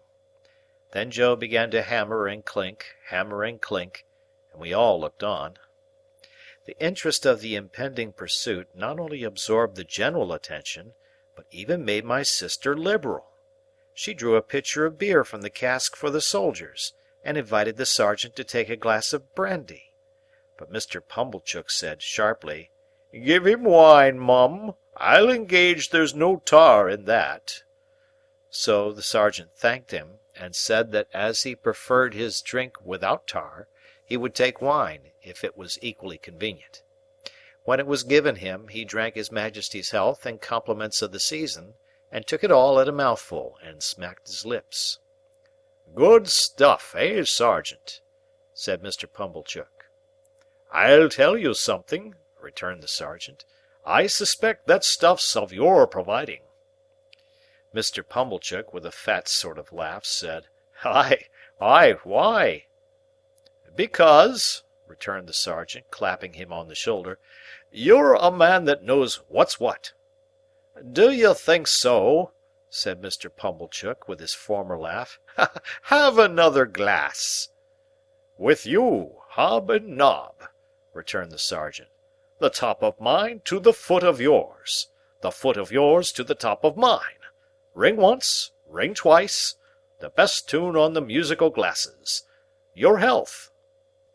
May you live 1,000 years, and never be a worse judge of the right sort than you are at the present moment of your life." The sergeant tossed off his glass again and seemed quite ready for another glass. I noticed that Mr. Pumblechook in his hospitality appeared to forget that he had made a present of the wine, but took the bottle from Mrs. Joe and had all the credit of handing it about in a gush of joviality. Even I got some, and he was so very free of the wine that he even called for the other bottle and handed that about with the same liberality when the first was gone. As I watched them, while they all stood clustering about the forge, enjoying themselves so much, I thought what terrible good sauce for a dinner my fugitive friend on the marshes was. They had not enjoyed themselves a quarter so much before the entertainment was brightened with the excitement he furnished. And now, when they were all in lively anticipation of the two villains being taken, and when the bellows seemed to roar for the fugitives, the fire to flare for them, the smoke to hurry away in pursuit of them, Joe to hammer and clink for them, and all the murky shadows on the wall to shake at them in menace as the blaze rose and sank, and the red-hot sparks dropped and died, the pale afternoon outside almost seemed in my pitying young fancy to have turned pale on their account, poor wretches. At last Joe's job was done, and the ringing and roaring stopped. As Joe got on his coat, he mustered courage to propose that some of us should go down with the soldiers and see what came of the hunt. Mr. Pumblechook and Mr. Hubble declined, on the plea of a pipe and ladies' society, but Mr. Wopsle said he would go, if Joe would. Joe said he was agreeable, and would take me, if Mrs. Joe approved. We never should have got leave to go, I am sure, but for Mrs. Joe's curiosity to know all about it and how it ended. As it was, she merely stipulated, "If you bring the boy back with his head blown to bits by a musket, don't look to me to put it together again." The sergeant took a polite leave of the ladies, and parted from Mr. Pumblechook as from a comrade, though I doubt if he were quite as fully sensible of that gentleman's merits under arid conditions as when something moist was going. His men resumed their muskets and fell in. Mr. Wopsle, Joe, and I received strict charge to keep in the rear, and to speak no word after we reached the marshes. When we were all out in the raw air and were steadily moving towards our business, I treasonably whispered to Joe, "I hope, Joe, we shan't find them." And Joe whispered to me, "I'd give a shilling if they'd cut and run, Pip." We were joined by no stragglers from the village, for the weather was cold and threatening, the way dreary, the footing bad, darkness coming on, and the people had good fires indoors and were keeping the day. A few faces hurried to glowing windows and looked after us, but none came out. We passed the finger-post and held straight on to the churchyard. There we were stopped a few minutes by a signal from the sergeant's hand, while 2 or 3 of his men dispersed themselves among the graves, and also examined the porch. They came in again without finding anything, and then we struck out on the open marshes, through the gate at the side of the churchyard. A bitter sleet came rattling against us here on the east wind, and Joe took me on his back. Now that we were out upon the dismal wilderness, where they little thought I had been within 8 or 9 hours and had seen both men hiding, I considered for the first time, with great dread, if we should come upon them, would my particular convict suppose that it was I who had brought the soldiers here? He had asked me if I was a deceiving imp, and he had said I should be a fierce young hound if I joined the hunt against him. Would he believe that I was both imp and hound in treacherous earnest, and had betrayed him? It was of no use asking myself this question now. There I was, on Joe's back, and there was Joe beneath me, charging at the ditches like a hunter, and stimulating Mr. Wopsle not to tumble on his Roman nose, and to keep up with us.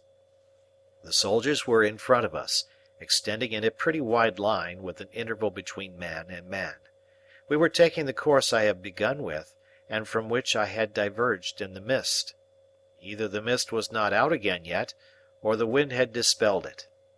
Under the low red glare of sunset, the beacon and the gibbet and the mound of the battery, and the opposite shore of the river were plain, though all of a watery lead colour. With my heart thumping like a blacksmith at Joe's broad shoulder, I looked all about for any sign of the convicts. I could see none. I could hear none. Mr. Wopsle had greatly alarmed me more than once, by his blowing and hard breathing, but I knew the sounds by this time, and could dissociate them from the object of pursuit. I got a dreadful start, when I thought I heard the file still going, but it was only a sheep bell. The sheep stopped in their eating and looked timidly at us, and the cattle, their heads turned from the wind and sleet, stared angrily as if they held us responsible for both annoyances. But except these things, and the shudder of the dying day in every blade of grass, there was no break in the bleak stillness of the marshes. The soldiers were moving on in the direction of the old battery, and we were moving on a little way behind them, when all of a sudden we all stopped. For there had reached us on the wings of the wind and rain a long shout. It was repeated. It was at a distance towards the east, but it was long and loud. Nay, there seemed to be 2 or more shouts raised together, if one might judge from a confusion in the sound. To this effect the sergeant and the nearest men were speaking under their breath, when Joe and I came up. After another moment's listening, Joe, who was a good judge, agreed, and Mr. Wopsle, who was a bad judge, agreed. The sergeant, a decisive man, ordered that the sound should not be answered, but that the course should be changed, and that his men should make towards it at the double. So we slanted to the right, where the east was, and Joe pounded away so wonderfully that I had to hold on tight to keep my seat. It was a run indeed now, and what Joe called, in the only 2 words he spoke all the time, a winder. Down banks and up banks, and over gates, and splashing into dikes, and breaking among coarse rushes, no man cared where he went. As we came nearer to the shouting, it became more and more apparent that it was made by more than one voice. Sometimes it seemed to stop altogether, and then the soldiers stopped. When it broke out again, the soldiers made for it at a greater rate than ever, and we after them. After a while we had so run it down that we could hear one voice calling, "Murder!" and another voice, "Convicts! Runaways! Guard! This way for the runaway convicts!" Then both voices would seem to be stifled in a struggle, and then would break out again. And when it had come to this, the soldiers ran like deer, and Joe too. The sergeant ran in first, when we had run the noise quite down, and 2 of his men ran in close upon him. Their pieces were cocked and levelled when we all ran in.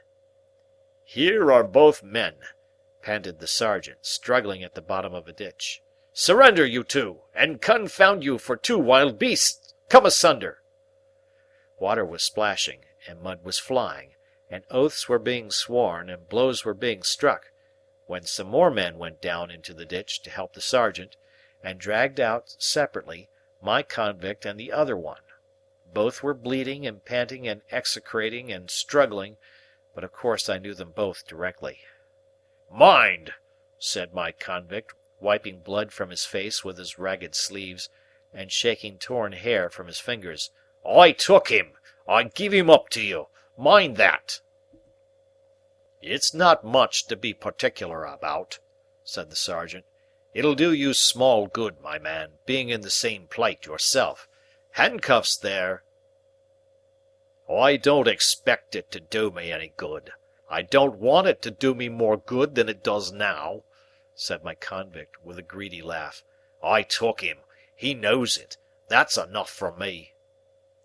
The other convict was livid to look at, and in addition to the old bruised left side of his face, seemed to be bruised and torn all over. He could not so much as get his breath to speak, until they were both separately handcuffed, but leaned upon a soldier to keep himself from falling.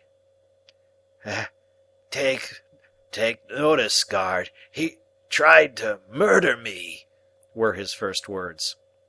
Tried to murder him, said my convict disdainfully. Try, and not do it. I took him, and give him up. That's what I done. I not only prevented him getting off the marshes, but I dragged him here. Dragged him this far on his way back. He's a gentleman, if you please, this villain. Now the hulks has got its gentleman again, through me. Murder him? Worth my while, too, to murder him, when I could do worse than drag him back. The other one still gasped. He tried to murder me. Bear witness." Looky here, said my convict to the sergeant. Single-handed I got clear of the prison ship. I made a dash, and I done it. I could have got clear of these death-cold flats likewise. Look at my leg. You won't find much iron on it, if I hadn't made the discovery that he was here. Let him go free? Let him profit by the means as I found out? Let him make a tool of me afresh and again? Once more? No, no, no. If I had died at the bottom there, and he made an emphatic swing at the ditch with his manacled hands, I'd have held to him with that grip, that you should have been safe to find him in my hold. The other fugitive, who was evidently in extreme horror of his companion, repeated, "He tried to murder me. I should have been a dead man if you had not come up." He lies, said my convict with fierce energy. He's a liar born, and he'll die a liar. Look at his face. Ain't it written there? Let him turn those eyes of his on me. I defy him to do it. The other, with an effort at a scornful smile, which could not, however, collect the nervous working of his mouth into any set expression, looked at the soldiers and looked about at the marshes and at the sky, but certainly did not look at the speaker. "Did you see him?" pursued my convict. "Do you see what a villain he is? Do you see those grovelling and wandering eyes? That's how he looked when we were tried together. He never looked at me." The other, always working and working his dry lips and turning his eyes restlessly about him far and near, did at last turn them for a moment on the speaker, with the words, "You are not much to look at," and with a half-taunting glance at the bound hands. At that point my convict became so frantically exasperated that he would have rushed upon him but for the interposition of the soldiers. "Didn't I tell you," said the other convict then, "that he would murder me if he could?" And anyone could see that he shook with fear, and that there broke out upon his lips curious white flakes, like thin snow. "Enough of this parsley," said the sergeant. "Light those torches." As one of the soldiers, who carried a basket in lieu of a gun, went down on his knee to open it, my convict looked round him for the first time, and saw me. I had alighted from Joe's back on the brink of the ditch when we came up, and had not moved since. I looked at him eagerly when he looked at me, and slightly moved my hands and shook my head. I had been waiting for him to see me, that I might try to assure him of my innocence. It was not at all expressed to me that he even comprehended my intention, for he gave me a look that I did not understand, and it all passed in a moment. But if he had looked at me for an hour or for a day, I could not have remembered his face ever afterwards as having been more attentive. The soldier with the basket soon got a light, and lighted 3 or 4 torches, and took one himself and distributed the others. It had been almost dark before, but now it seemed quite dark, and soon afterwards very dark. Before we departed from that spot, 4 soldiers standing in a ring fired twice into the air. Presently we saw other torches kindled at some distance behind us, and others on the marshes on the opposite bank of the river. "All right," said the sergeant. "March!" We had not gone far when 3 cannon were fired ahead of us with a sound that seemed to burst something inside my ear. "You are expected on board," said the sergeant to my convict. "They know you are coming. Don't straggle, my man. Close up here." The two were kept apart, and each walked surrounded by a separate guard. I had hold of Joe's hand now, and Joe carried one of the torches.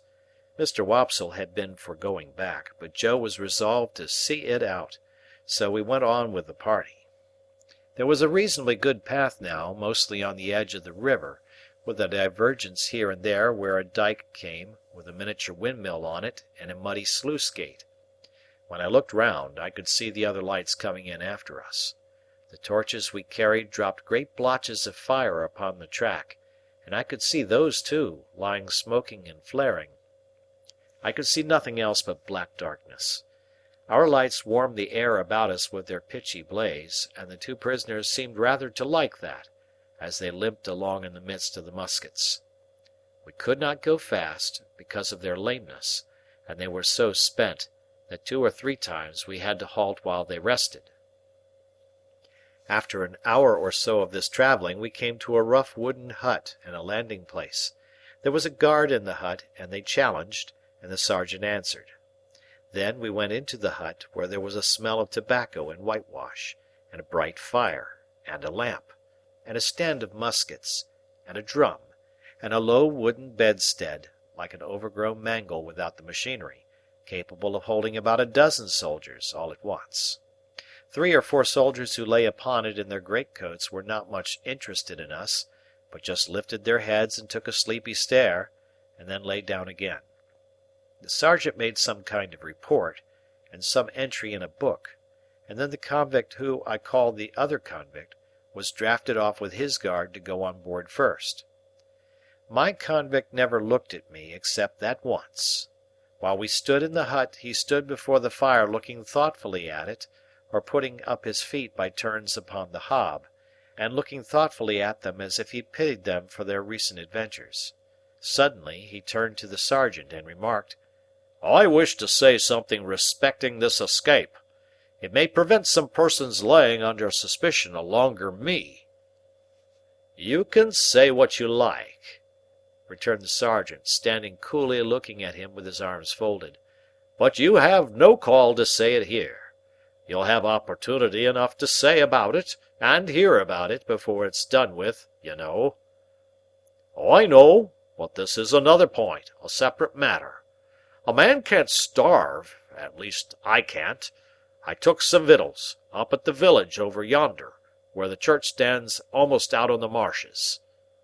"You mean stole," said the sergeant. "And I'll tell you where from the blacksmith's." "Hallo!" said the sergeant, staring at Joe. "Hallo, Pip!" said Joe, staring at me. "It was some broken victuals, that's what it was, and a dram of liquor, and a pie." "Have you happened to miss such an article as a pie, blacksmith?" asked the sergeant, confidentially. "My wife did, at the very moment when you came in. Don't you know, Pip?" "So," said my convict, turning his eyes on Joe in a moody manner, and without the least glance at me, "so you're the blacksmith, are you? Then I'm sorry to say I've eat your pie." "God knows you're welcome to it, so far as it was ever mine," returned Joe, with a saving remembrance of Mrs. Joe. "We don't know what you have done, but we wouldn't have you starved to death for it, poor miserable fellow creature. Would us, Pip?" The something that I had noticed before clicked in the man's throat again, and he turned his back. The boat had returned, and his guard was ready, so we followed him to the landing place, made of rough stakes and stones, and saw him put into the boat, which was rowed by a crew of convicts like himself. No one seemed surprised to see him, or interested in seeing him, or glad to see him, or sorry to see him, or spoke a word, except that somebody in the boat growled as if to dogs, "Give way, you!" which was the signal for the dip of the oars. By the light of the torches we saw the black hulk lying out a little way from the mud of the shore like a wicked Noah's ark.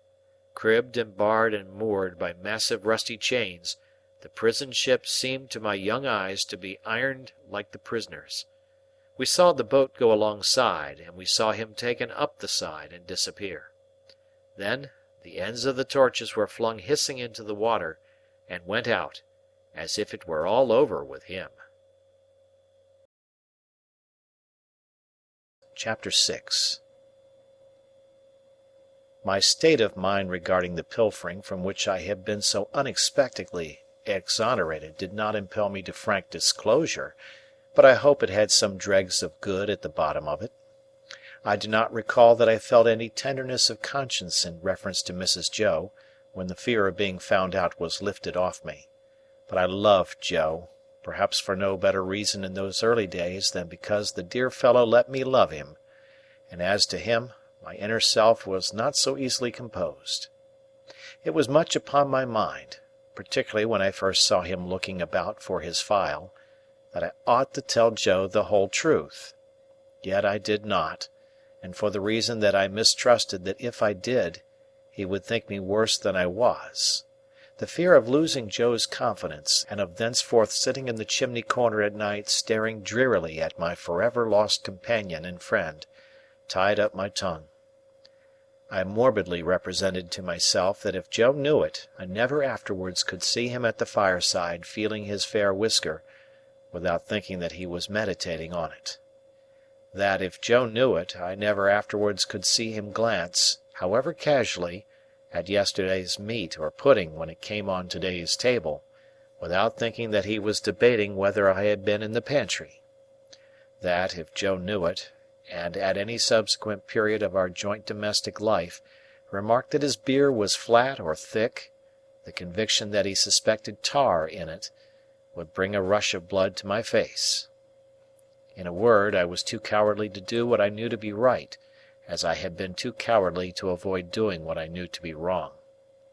I had had no intercourse with the world at that time, and I imitated none of its many inhabitants who act in this manner. Quite an untaught genius, I made the discovery of the line of action for myself. As I was sleepy before we were far away from the prison ship, Joe took me on his back again and carried me home. He must have had a tiresome journey of it, for Mr. Wopsle, being knocked up, was in such a very bad temper that if the church had been thrown open, he would probably have excommunicated the whole expedition, beginning with Joe and myself. In his lay capacity, he persisted in sitting down in the damp to such an insane extent that when his coat was taken off to be dried at the kitchen fire, the circumstantial evidence on his trousers would have hanged him if it had been a capital offence. By that time I was staggering on the kitchen floor like a little drunkard, having been newly set upon my feet, and through having been fast asleep, and through waking in the heat and lights and noise of tongues. As I came to myself, with the aid of a heavy thump between the shoulders and the restorative exclamation, "Yah! Was there ever such a boy as this?" from my sister, I found Joe telling them about the convict's confession, and all the visitors suggesting different ways by which he had got into the pantry. Mr. Pumblechook made out, after carefully surveying the premises, that he had first got upon the roof of the forge, and had then got upon the roof of the house, and had then let himself down the kitchen chimney by a rope made of his bedding cut into strips. And as Mr. Pumblechook was very positive and drove his own chaise cart over everybody, it was agreed that it must be so. Mr. Wopsle, indeed, wildly cried out, "No!"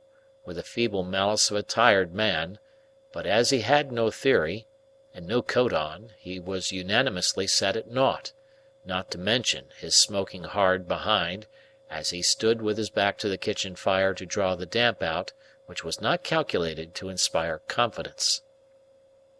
This was all I heard that night before my sister clutched me, as a slumberous offence to the company's eyesight, and assisted me up to bed with such a strong hand that I seemed to have 50 boots on, and to be dangling them all against the edges of the stairs.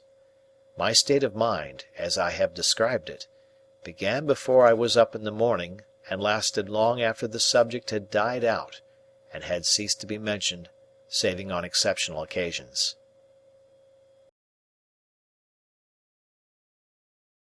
Chapter 7.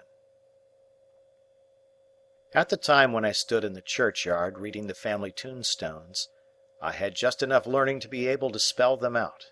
My construction even of their simple meaning was not very correct, for I read "wife of the above" as a complimentary reference to my father's exaltation to a better world, and if any one of my deceased relatives had been referred to as "below," I have no doubt I should have formed the worst opinions of that member of the family.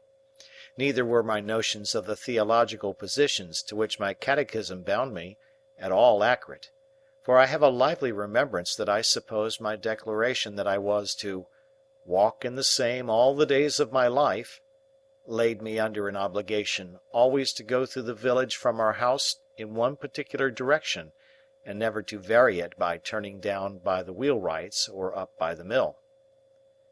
When I was old enough, I was to be apprenticed to Joe, and until I could assume that dignity I was not to be what Mrs. Joe called "pompied," or, as I render it, pampered. Therefore, I was not only odd boy about the forge, but if any neighbour happened to want an extra boy to frighten birds, or pick up stones, or do any such job, I was favoured with the employment. In order, however, that our superior position might not be compromised thereby, a money-box was kept on the kitchen mantel-shelf, into which it was publicly made known that all my earnings were dropped. I have an impression that they were to be contributed eventually towards the liquidation of the national debt, but I know I had no hope of any personal participation in the treasure. Mr. Wopsle's great-aunt kept an evening school in the village. That is to say, she was a ridiculous old woman of limited means and unlimited infirmity, who used to go to sleep from 6 to 7 every evening in the society of youth who paid 2d. per week each, for the improving opportunity of seeing her do it. She rented a small cottage, and Mr. Wopsle had the room upstairs, where we students used to overhear him reading aloud in a most dignified and terrific manner, and occasionally bumping on the ceiling. There was a fiction that Mr. Wopsle examined the scholars once a quarter. What he did on those occasions was to turn up his cuffs, stick up his hair, and give us Mark Antony's oration over the body of Caesar. This was always followed by Collins's Ode on the Passions, wherein I particularly venerated Mr. Wopsle as Revenge throwing his blood-stained sword in thunder down, and taking the war-denouncing trumpet with a withering look. It was not with me then, as it was in later life, when I fell into the society of the passions, and compared them with Collins and Wopsle, rather to the disadvantage of both gentlemen. Mr. Wopsle's great-aunt, besides keeping this educational institution, kept in the same room a little general shop. She had no idea what stock she had, or what the price of anything in it was, but there was a little greasy memorandum book kept in a drawer, which served as a catalogue of prices, and by this oracle Biddy arranged all the shop transaction. Biddy was Mr. Wopsle's great-aunt's granddaughter. I confess myself quiet, unequal to the working out of the problem, what relation she was to Mr. Wopsle. She was an orphan like myself, like me, too, had been brought up by hand.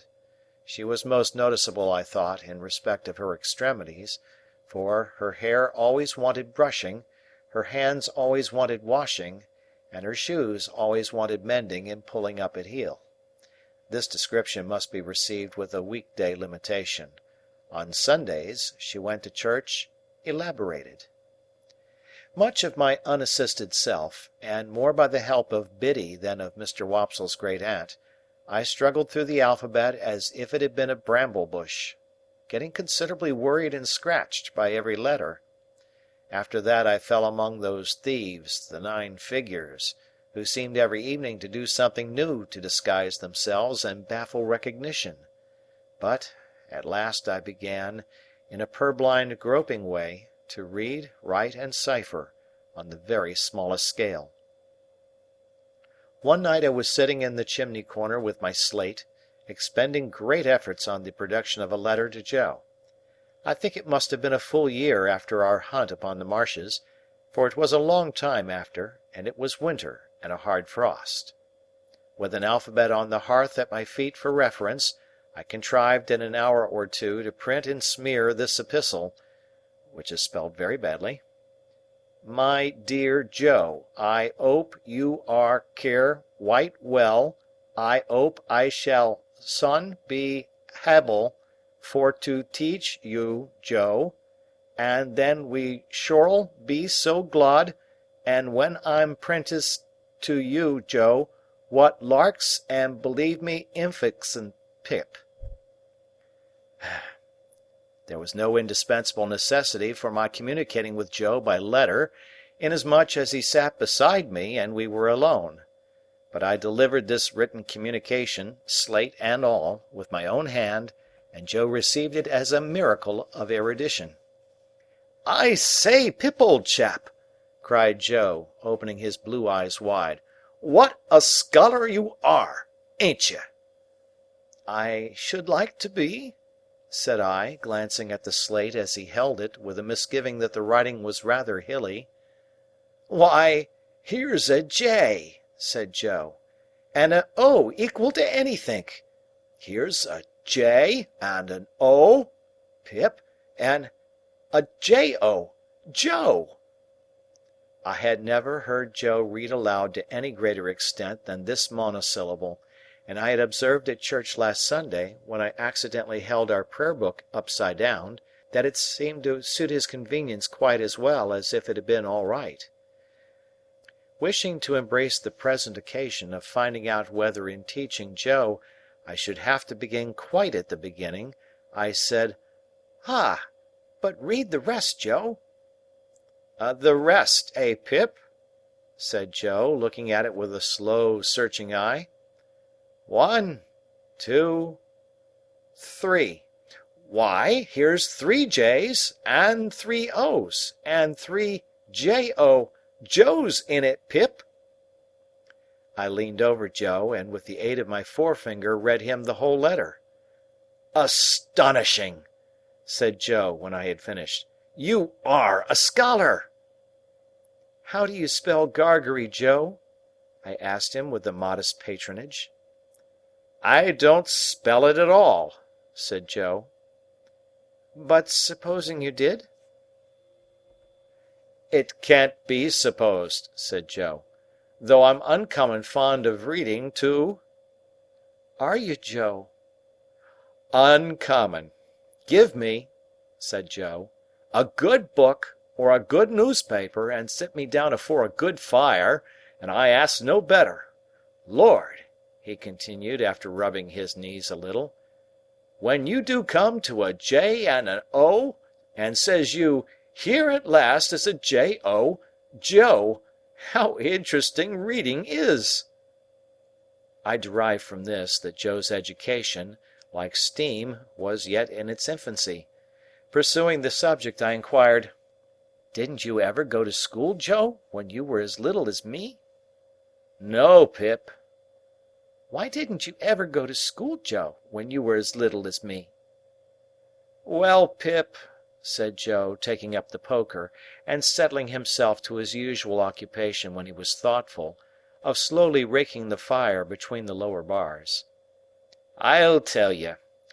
My father, Pip, he was given to drink, and when he was overtook with drink, he hammered away at my mother most unmerciful. It was almost the only hammering he did, indeed, excepting at myself, and he hammered at me with a vigour only to be equalled by the vigour with which he didn't hammer at his anvil. You're a listening and understanding, Pip?" "Yes, Joe." "Consequence, my mother and me, we ran away from my father several times, and then my mother she'd go out to work, and she'd say, 'Joe,' she'd say, 'now, please God, you shall have some schooling, child,' and she'd put me to school. But my father were that good in his heart that he couldn't abear to be without us, So he'd come with a most tremendous crowd and make such a row at the doors of the houses where we was, that they used to be obligated to have no more to do with us and to give us up to him. And then he took us home and hammered us. Which you see, Pip," said Joe, pausing in his meditative raking of the fire, and looking at me, "were a drawback on my learning." "Certainly, poor Joe." "Though mind you, Pip," said Joe, with a judicial touch or two of the poker on the top bar, "rendering under all their due, and maintaining equal justice twixt man and man, my father were that good in his heart, don't you see?" I didn't see, but I didn't say so. "Well," Joe pursued, "somebody must keep the pot a-boiling, Pip, or the pot won't boil, don't you know?" I saw that, and I said so. "Consequence, my father didn't make objections to my going to work, so I went to work at my present calling, which were his too, if he would have followed it, and I worked tolerable hard, I assure you, Pip. In time I were able to keep him, and I kep him till he went off in a purpleleptic fit. And in it were my intention to have had put upon his tombstone that, whatsomever the failings on his part, remember, reader, he were that good in his heart." Joe recited this couplet with such manifest pride and careful perspicuity that I asked him if he had made it himself. "I made it," said Joe, "my own self. I made it in a moment. It was like striking out a horseshoe complete, in a single blow. I never was so much surprised in all my life. Couldn't credit my own ed. To tell you the truth, hardly believed it were my own ed. As I was saying, Pip, it were my intention to have had it cut over him, but poetry costs money. Cut it how you will, small or large, and it were not done. Not to mention bearers, all the money that could be spared were wanted for my mother. She were in poor health, and quite broke. She weren't long a-following, poor soul, and her share of peace come round at last." Joe's blue eyes turned a little watery. He rubbed first one of them and then the other, in a most uncongenial and uncomfortable manner, with the round knob on the top of the poker. "It were but lonesome then," said Joe, "living here alone, and I got acquainted with your sister. Now, Pip," Joe looked firmly at me, as if he knew I was not going to agree with him, "your sister is a fine figure of a woman." I could not help looking at the fire in an obvious state of doubt. "Whatever family opinions, or whatever the world's opinions on that subject may be, Pip, your sister is," Joe tapped the top bar with the poker after every word following, "a fine figure of a woman." I could think of nothing better to say than, "I'm glad you think so, Joe."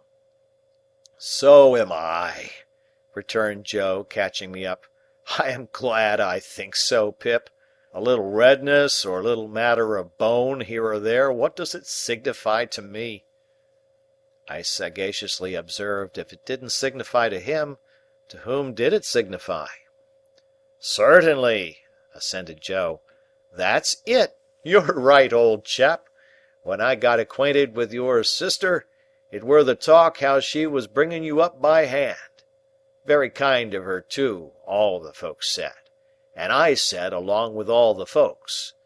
As to you," Joe pursued with a countenance expressive of seeing something very nasty indeed, "if you could have been aware how small and flabby and mean you was, dear me, you'd have formed the most contemptible opinion of yourself."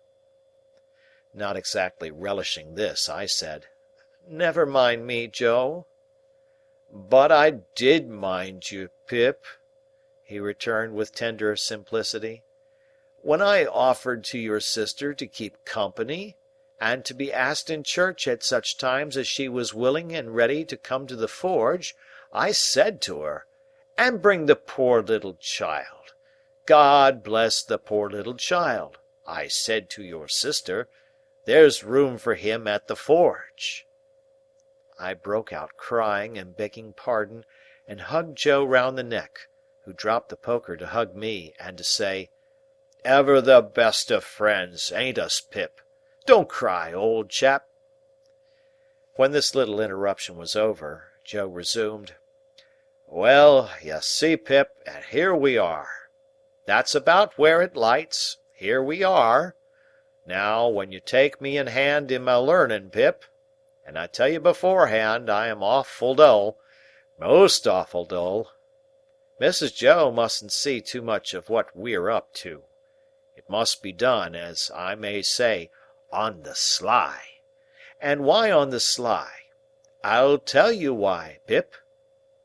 He had taken up the poker again, without which I doubt if he could have proceeded in his demonstration. "Your sister is given to government." "Given to government, Joe?" I was startled, for I had some shadowy idea, and am afraid I must add, hope, that Joe had divorced her in favour of the Lords of the Admiralty or Treasury. "Given to government," said Joe. "What I means to say, the government of you and myself." "Oh!" "And she ain't over partial to having scholars on the premises," Joe continued, "and in particular would not be over partial to my being a scholar, for fear as I might rise. Like a sort of rebel, don't you see?" I was going to retort with an inquiry, and had got as far as "Why?" when Joe stopped me. "Stay a bit. I know what you're going to say, Pip. Stay a bit.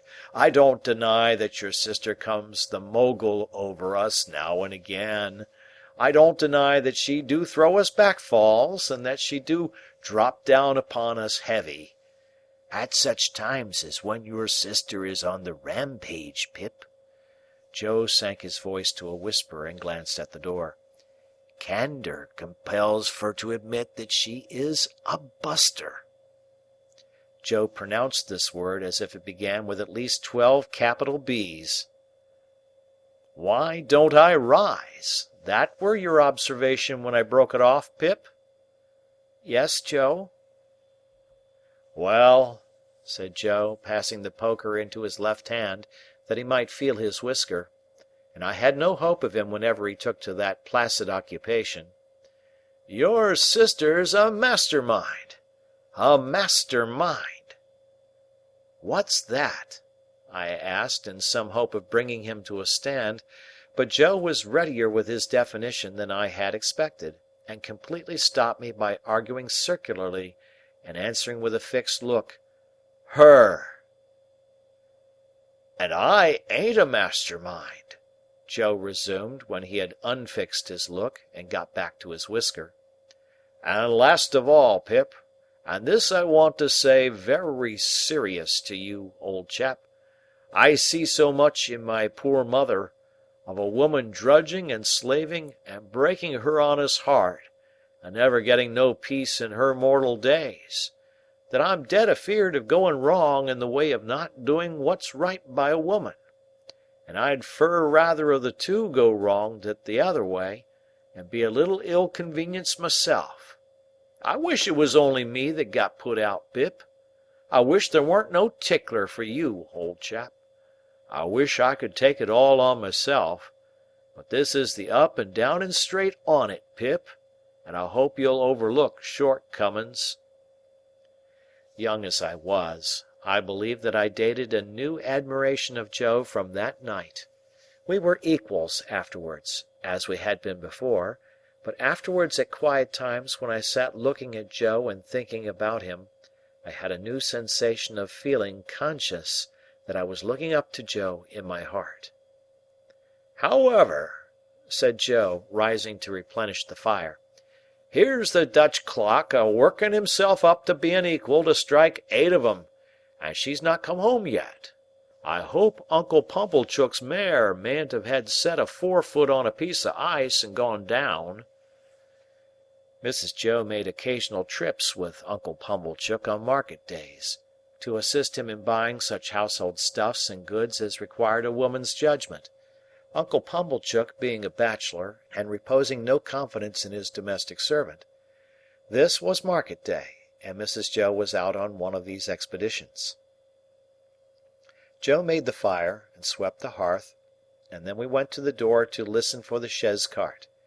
It was a dry, cold night, and the wind blew keenly, and the frost was white and hard.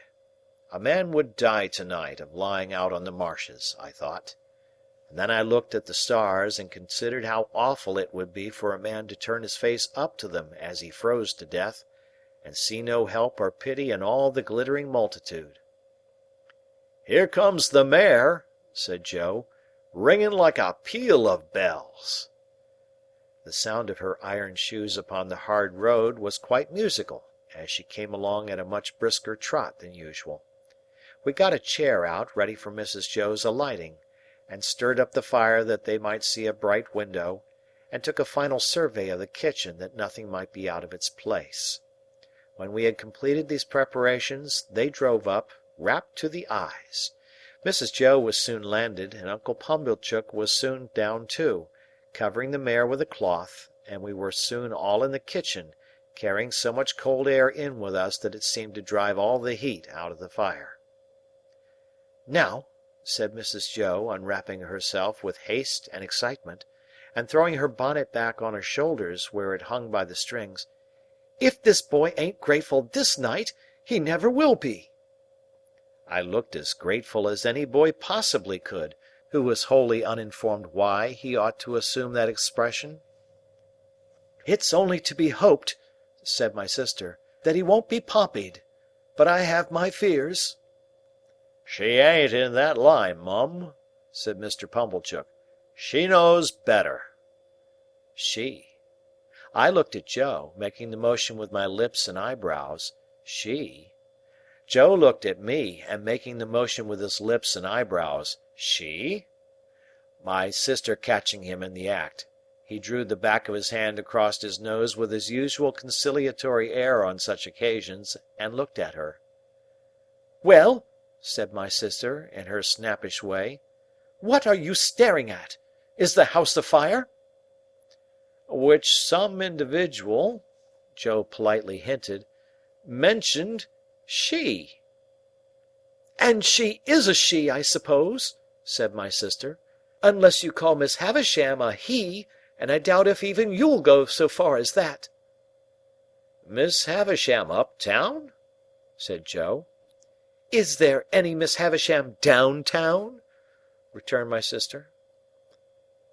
"She wants this boy to go and play there, and of course he's going, and he had better play there," said my sister, shaking her head at me as an encouragement to be extremely light and sportive, "or I'll work him." I had heard of Miss Havisham uptown. Everybody for miles round had heard of Miss Havisham uptown, as an immensely rich and grim lady who lived in a large and dismal house, barricaded against robbers, and who led a life of seclusion. "Well, to be sure," said Joe, astounded. "I wonder how she came to know Pip." "Noodle!" cried my sister. "Who said she knew him?" "Which some individual," Joe again politely hinted, "mentioned that she wanted him to go and play there."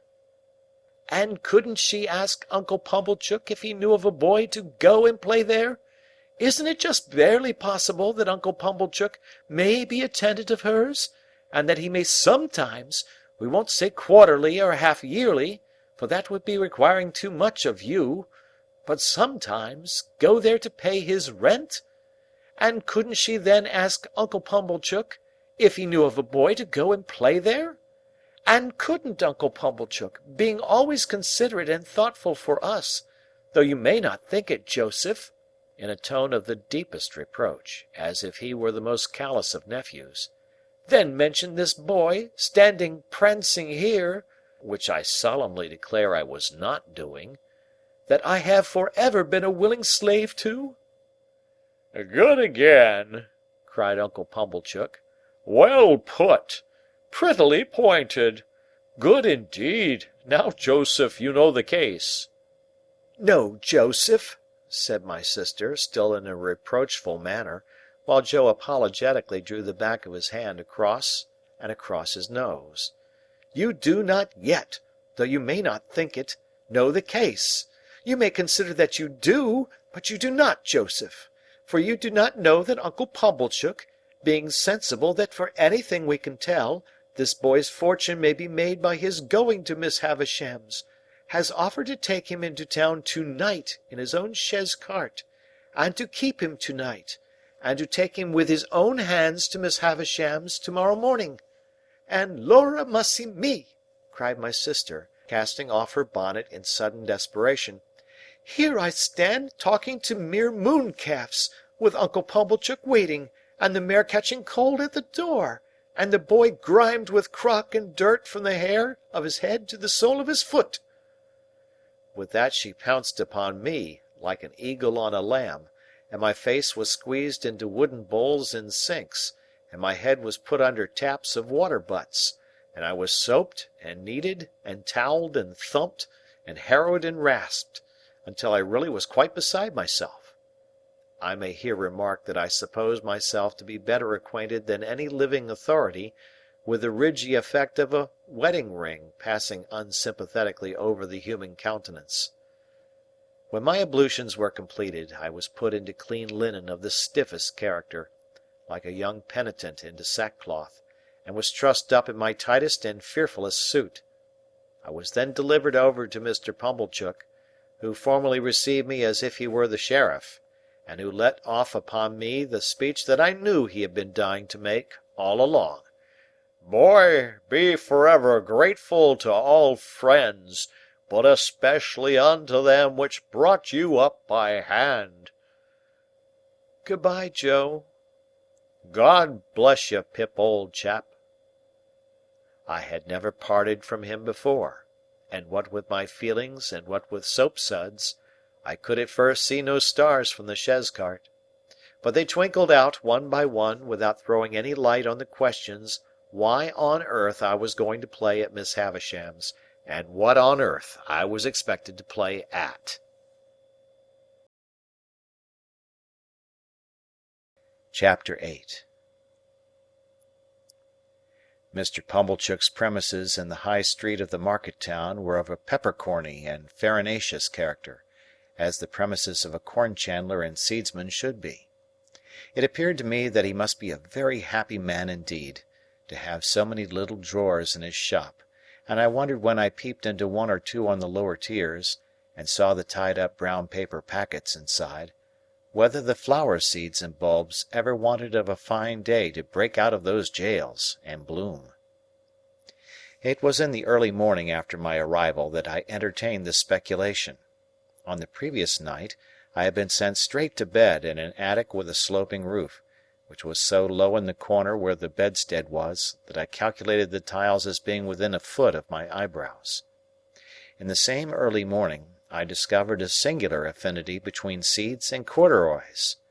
Mr. Pumblechook wore corduroys, and so did his shopman, and somehow there was a general air and flavour about the corduroys, so much in the nature of seeds, and a general air and flavour about the seeds, so much in the nature of corduroys, that I hardly knew which was which.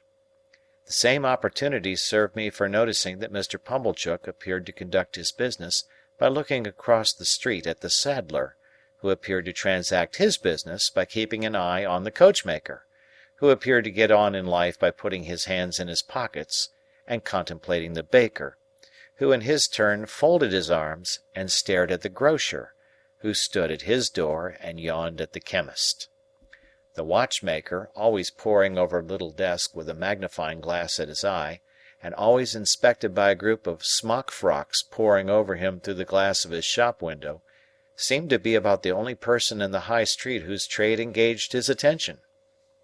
Mr. Pumblechook and I breakfasted at 8 o'clock in the parlour behind the shop, while the shopman took his mug of tea and hunk of bread and butter on a sack of peas in the front premises.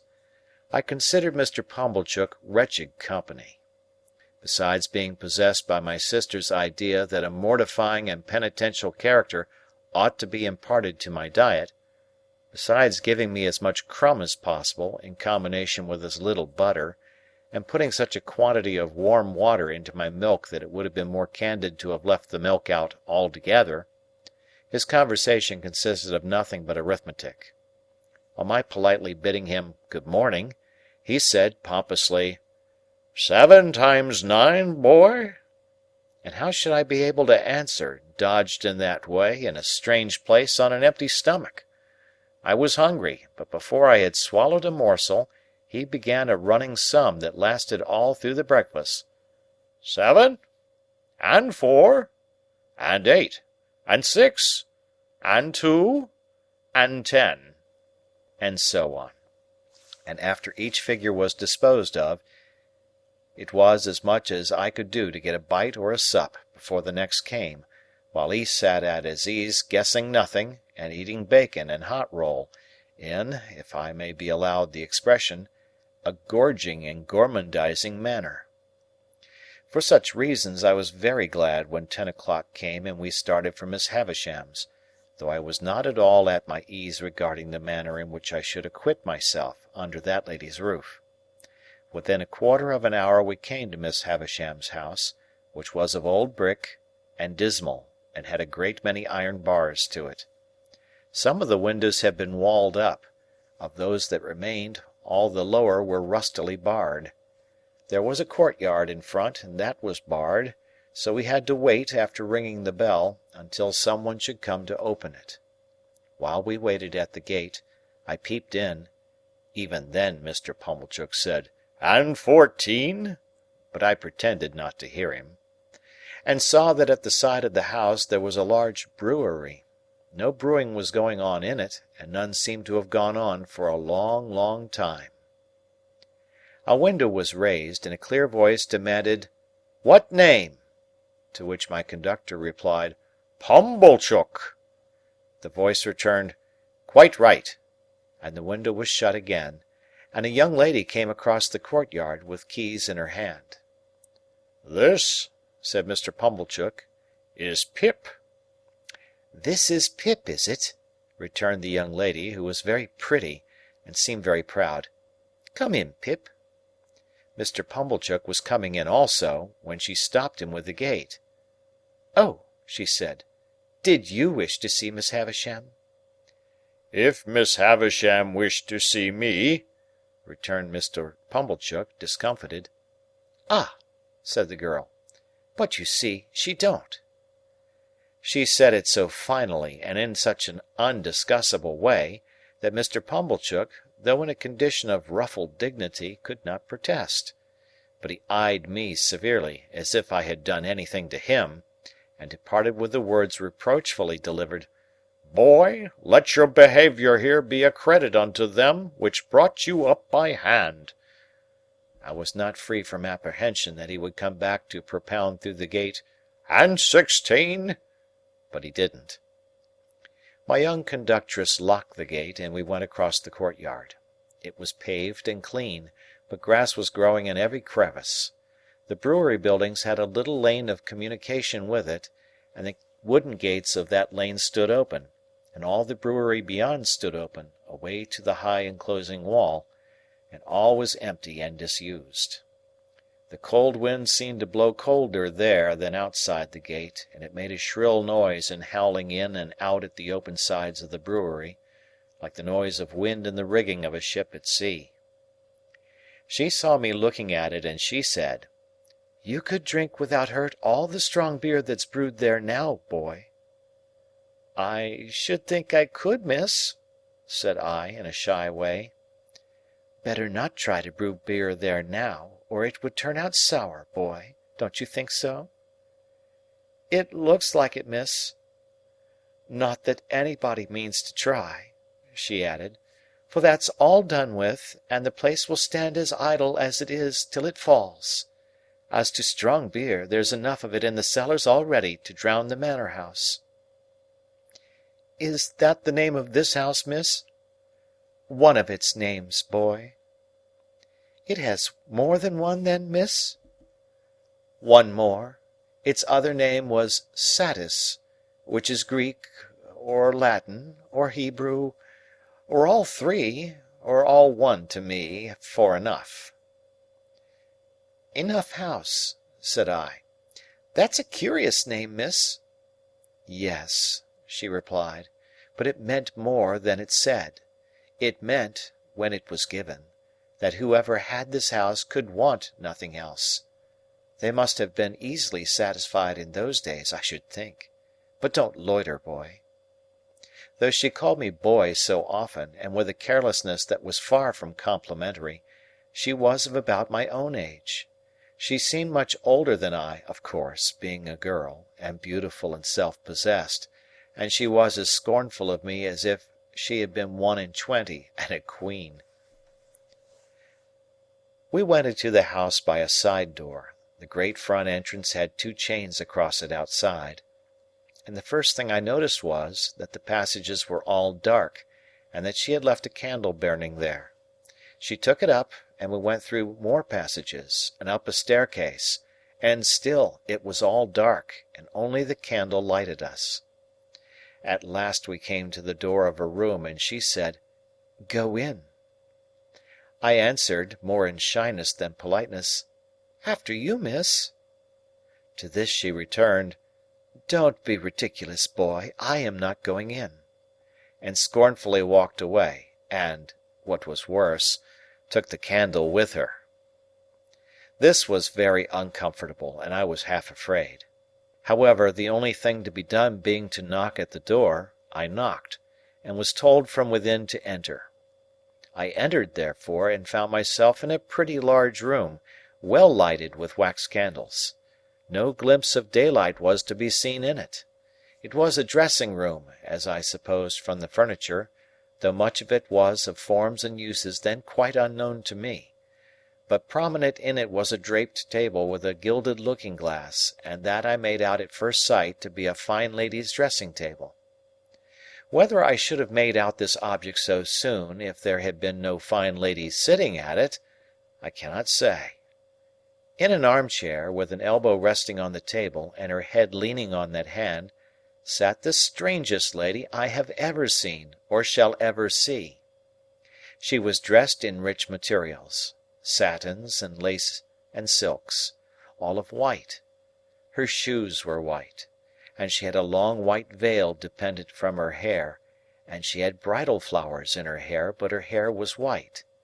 Some bright jewels sparkled on her neck and on her hands, and some other jewels lay sparkling on the table. Dresses, less splendid than the dress she wore, and half-packed trunks were scattered about. She had not quite finished dressing, for she had but one shoe on, the other was on the table near her hand. Her veil was but half arranged, her watch and chain were not put on, and some lace for her bosom lay with those trinkets, and with her handkerchief, and gloves, and some flowers, and a prayer-book, all confusedly heaped about the looking-glass.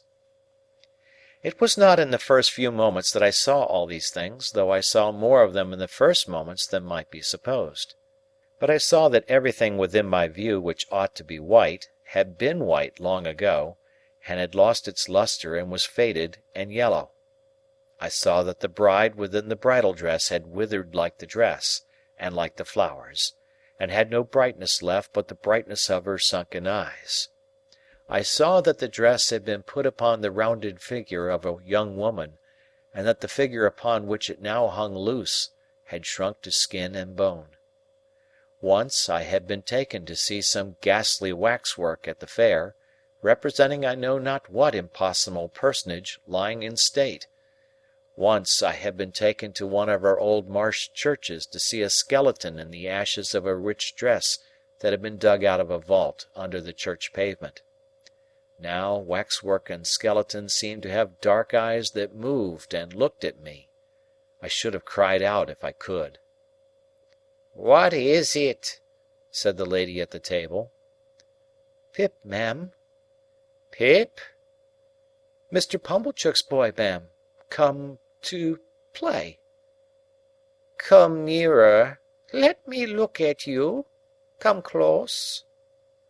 It was when I stood before her, avoiding her eyes, that I took note of the surrounding objects in detail, and saw that her watch had stopped at 20 minutes to 9, and that a clock in the room had stopped at 20 minutes to 9.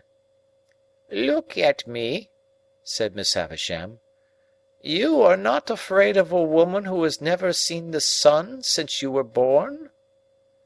I regret to state that I was not afraid of telling the enormous lie comprehended in the answer, "No." "Do you know what I touch here?" she said, laying her hands one upon the other on her left side. "Yes, ma'am." It made me think of the young man. "What do I touch?" "Your heart." "Broken." She uttered the word with an eager look, and with strong emphasis, and with a weird smile that had a kind of boast in it. Afterwards she kept her hands there for a little while, and slowly took them away as if they were heavy. "I am tired," said Miss Havisham. "I want diversion, and I have done with men and women. Play." I think it will be conceded by my most disputatious reader that she could hardly have directed an unfortunate boy to do anything in the wide world more difficult to be done under the circumstances. "I sometimes have sick fancies," she went on, "and I have a sick fancy that I want to see some play.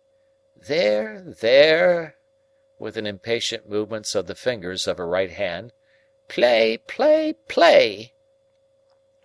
For a moment, with the fear of my sister's working me before my eyes, I had a desperate idea of starting round the room in the assumed character of Mr. Pumblechook's chaise cart.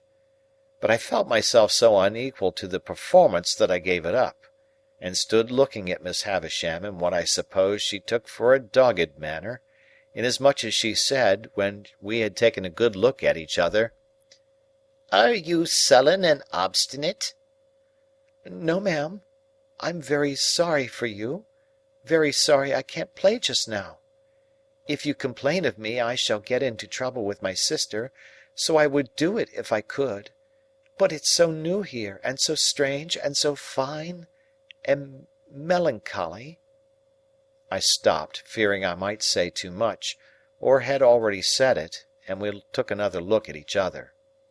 Before she spoke again, she turned her eyes from me, and looked at the dress she wore, and at the dressing-table, and finally at herself in the looking-glass. "So new to him," she muttered, "so old to me, so strange to him, so familiar to me, so melancholy to both of us. Call Estella."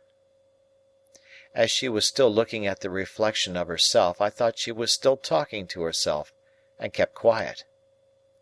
"Call Estella," she repeated, flashing a look at me. "You can do that. Call Estella. At the door." To stand in the dark, in a mysterious passage of an unknown house, bawling Estella to a scornful young lady neither visible nor responsive, and feeling it a dreadful liberty so to roar out her name, was almost as bad as playing to order. But she answered at last, and her light came along the dark passage like a star. Miss Havisham beckoned her to come close, and took a jewel from the table, and tried its effect upon her fair young bosom, and against her pretty brown hair. "Your own one day, my dear, and you will use it well. Let me see you play cards with this boy." "With this boy? Why, he is a common labouring boy." I thought I overheard Miss Havisham answer, only it seemed so unlikely. "Well, you can break his heart." "What do you play, boy?" asked Estella of myself, with the greatest disdain. "Nothing but beggar my neighbour, miss." "Beggar him," said Miss Havisham to Estella. So we sat down to cards.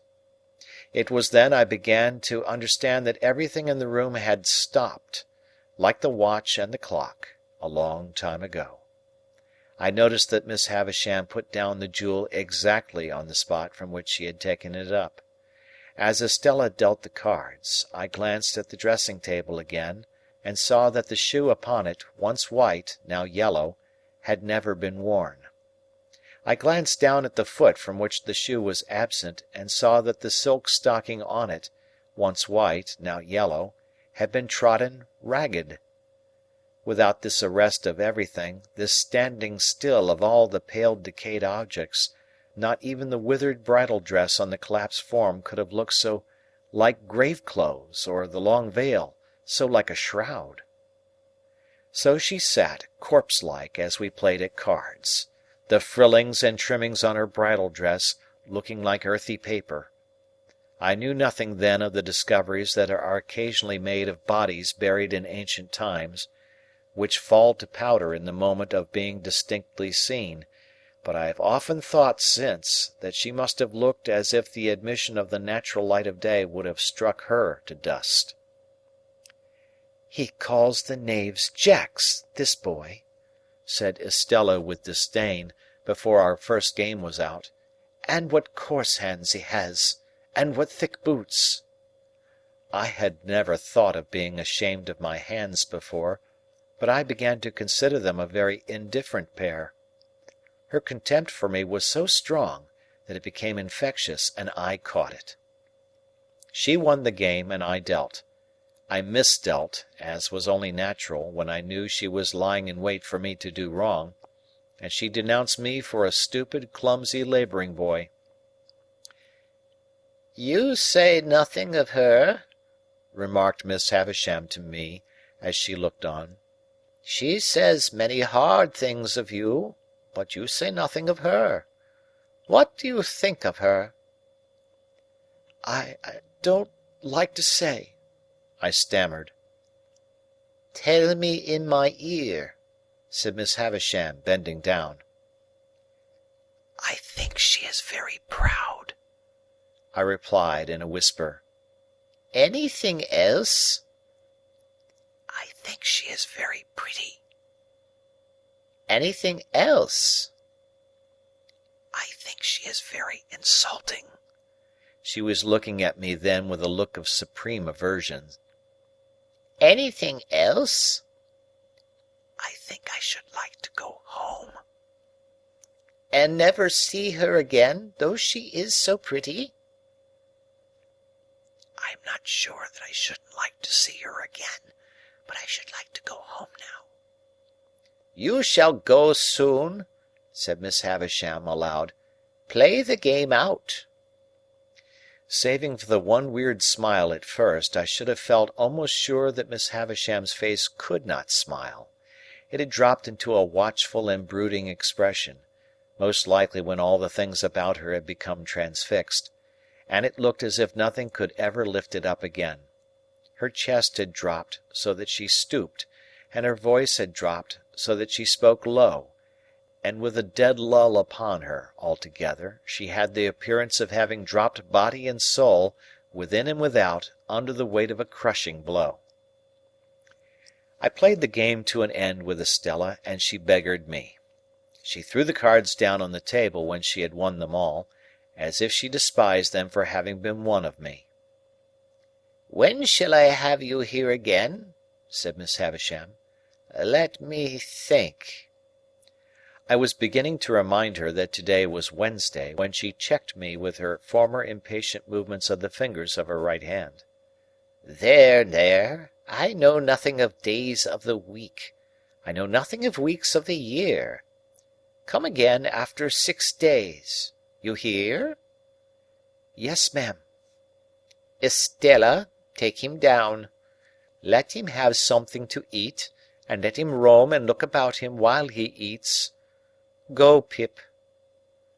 I followed the candle down, as I had followed the candle up, and she stood it in the place where we had found it.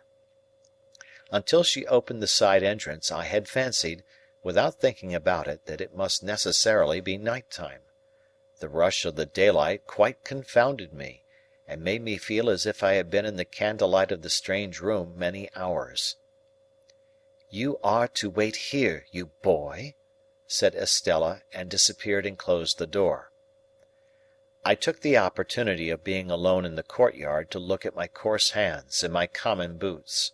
My opinion of those accessories was not favourable. They had never troubled me before, but they troubled me now, as vulgar appendages.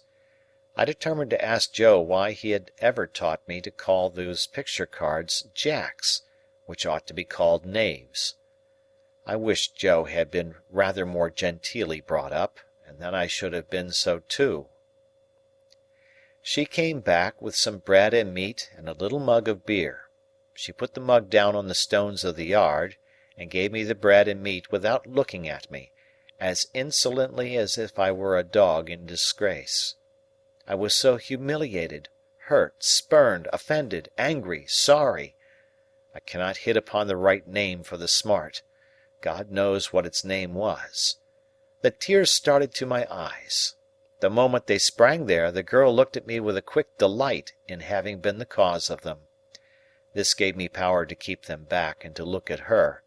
So, she gave me a contemptuous toss, but with a sense, I thought, of having made too sure that I was so wounded, and left me. But when she was gone, I looked about me for a place to hide my face in, and got behind one of the gates in the brewery lane, and leaned my sleeve against the wall there, and leaned my forehead on it, and cried. As I cried, I kicked the wall, and took a hard twist at my hair, so bitter were my feelings, and so sharp was the smart without a name that needed counteraction. My sister's bringing up had made me sensitive. In the little world in which children have their existence, whosoever brings them up, there is nothing so finely perceived and so finely felt as injustice. It may be only small injustice that the child can be exposed to, but the child is small, and its world is small, and its rocking horse stands as many hands high, according to scale, as a big-boned Irish hunter. Within myself I had sustained from my babyhood a perpetual conflict with injustice. I had known, from the time when I could speak, that my sister, in her capricious and violent coercion, was unjust to me. I had cherished a profound conviction that her bringing me up by hand gave her no right to bring me up by jerks.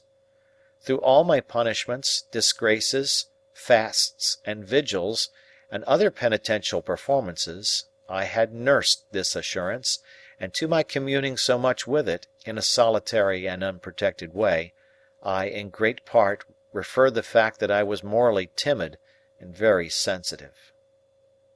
I got rid of my injured feelings for the time by kicking them into the brewery wall and twisting them out of my hair, and then I smoothed my face with my sleeve and came from behind the gate. The bread and meat were acceptable, and the beer was warming and tingling, and I was soon in spirits to look about me. To be sure, it was a deserted place, down to the pigeon-house in the brewery yard, which had been blown crooked on its pole by some high wind, and would have made the pigeons think themselves at sea if there had been any pigeons there to be rocked by it. But there were no pigeons in the dovecot, no horses in the stable, no pigs in the sty, no malt in the storehouse, no smells of grains and beer in the copper or the vat. All the uses and scents of the brewery might have evaporated with its last reek of smoke. In a by-yard there was a wilderness of empty casks, which had a certain sour remembrance of better days lingering about them, but it was too sour to be accepted as a sample of the beer that was gone. And in this respect I remember those recluses as being like most others. Behind the farthest end of the brewery was a rank garden with an old wall, not so high but that I could struggle up and hold on long enough to look over it, and see that the rank garden was the garden of the house, and that it was overgrown with tangled weeds, but that there was a track upon the green and yellow paths, as if someone sometimes walked there, and that Estella was walking away from me even then. But she seemed to be everywhere, for when I yielded to the temptation presented by the casks, and began to walk on them, I saw her walking on them at the end of the yard of casks. She had her back towards me, and held her pretty brown hair spread out in her two hands, and never looked round, and passed out of my view directly. So, in the brewery itself, by which I mean the large paved lofty space in which they used to make the beer, and where the brewing utensils still were. When I first went into it, and, rather oppressed by its gloom, stood near the door looking about me, I saw her pass among the extinguished fires, and ascend some light iron stairs, and go out by a gallery high overhead, as if she were going out into the sky. It was in this place, and at this moment, that a strange thing happened to my fancy. I thought it a strange thing then, and I thought it a stranger thing long afterwards. I turned my eyes, a little dimmed by looking up at the frosty light, towards a great wooden beam in a low nook of the building near me on my right hand, and I saw a figure hanging there by the neck.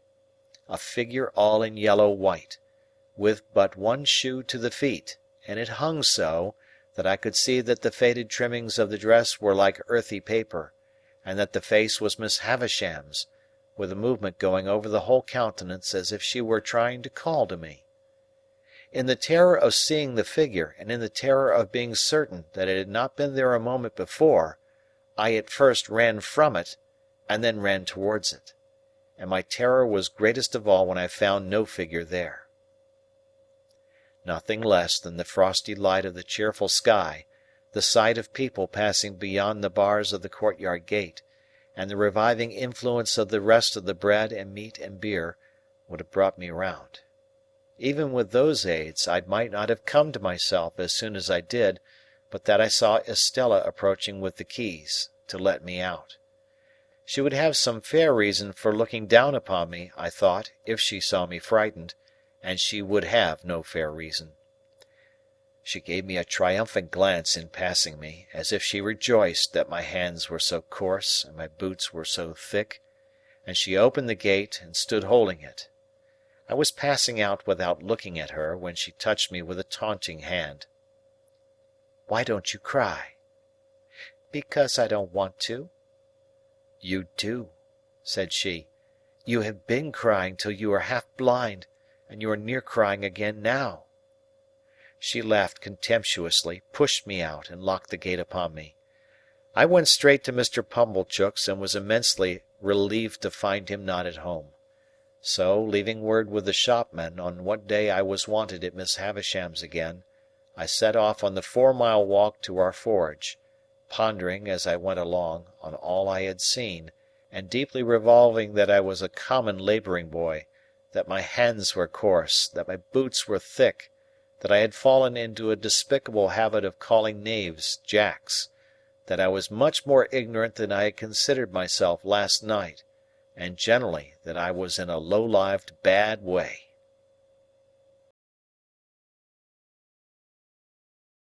Chapter 9.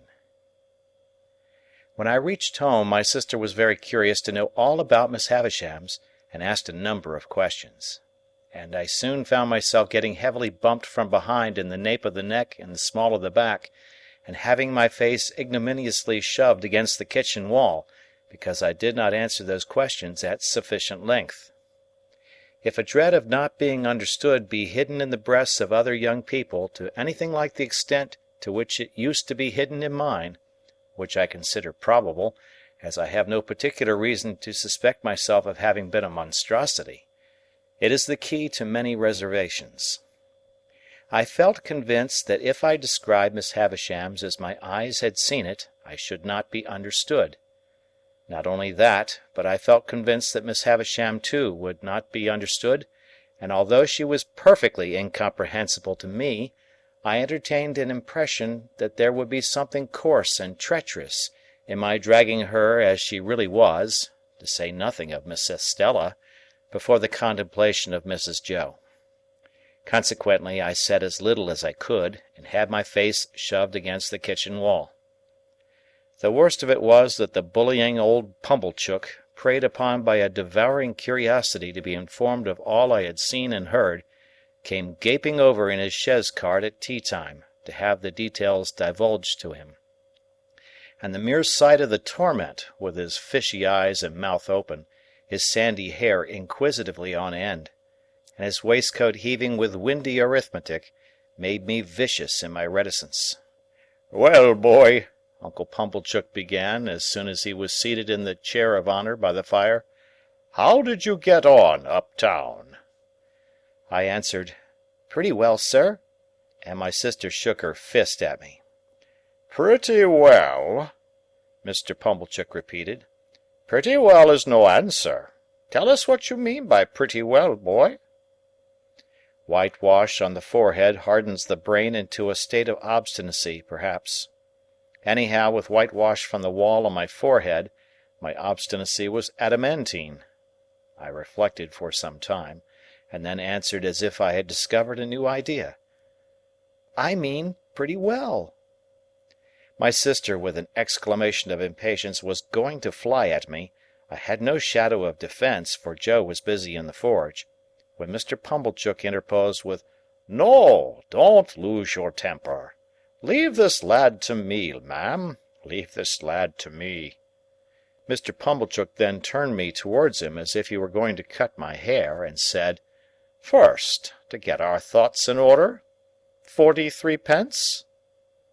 I calculated the consequence of replying £400, and finding them against me, went as near the answer as I could, which was somewhere about 8 pence off.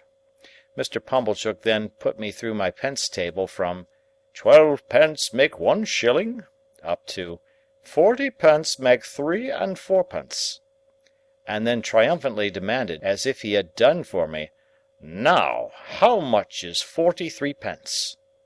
To which I replied, after a long interval of reflection, "I don't know."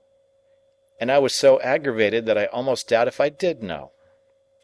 Mr. Pumblechook worked his head like a screw to screw it out of me, and said, "Is 43 pence 7 and 6 pence, 3 farthings, for instance?" "Yes," said I, and although my sister instantly boxed my ears, it was highly gratifying to me to see that the answer spoiled his joke, and brought him to a dead stop. "Boy, what like is Miss Havisham?" Mr. Pumblechook began again when he had recovered, folding his arms tight on his chest and applying the screw. "Very tall and dark," I told him. "Is she, uncle?" asked my sister. Mr. Pumblechook winked assent, from which I at once inferred that he had never seen Miss Havisham, for she was nothing of the kind. "Good," said Mr. Pumblechook conceitedly. "This is the way to have him. We are beginning to hold our own, I think, Mum." "I am sure, uncle," returned Mrs. Joe, "I wish you had him always. You know so well how to deal with him." "Now, boy, what was she a doing of when you went in to-day?" asked Mr. Pumblechook. "She was sitting," I answered, "in a black velvet coach." Mr. Pumblechook and Mrs. Joe stared at one another, as they well might, and both repeated, "In a black velvet coach?"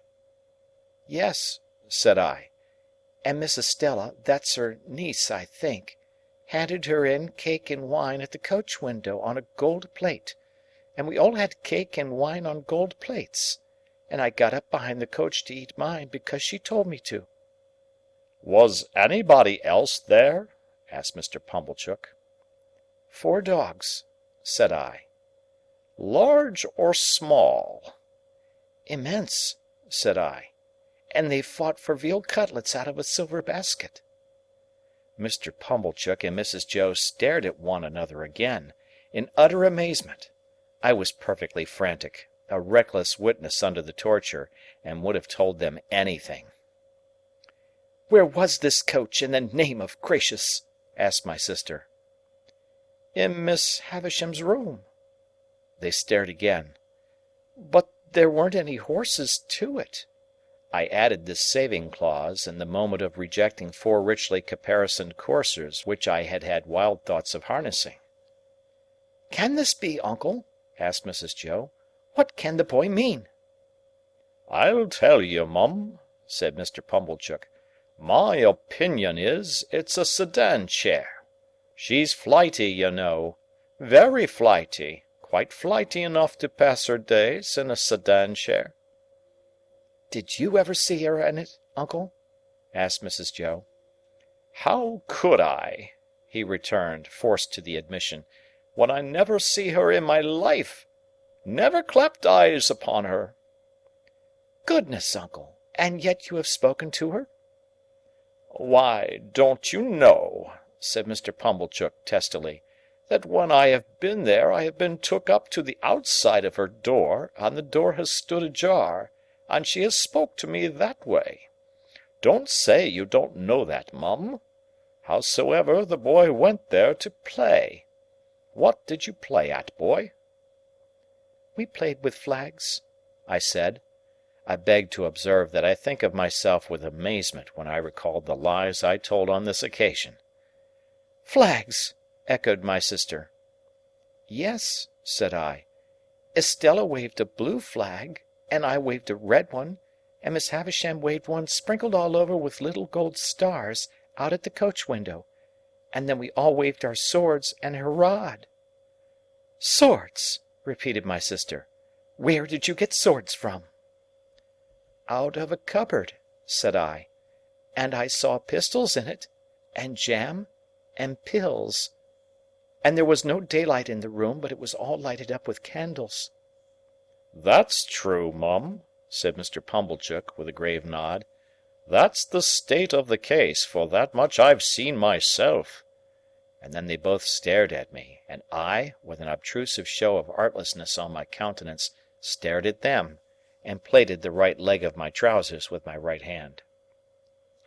If they had asked me any more questions, I should undoubtedly have betrayed myself, for I was even then on the point of mentioning that there was a balloon in the yard, and should have hazarded the statement but for my invention being divided between that phenomenon and a bear in the brewery. They were so much occupied, however, in discussing the marvels I had already presented for their consideration, that I escaped.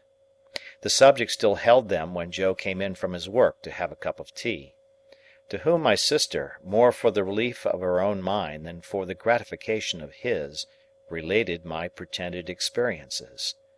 Now, when I saw Joe open his blue eyes and roll them all round the kitchen in helpless amazement, I was overtaken with penitence, and only as regarded him, not in the least as regarded the other two.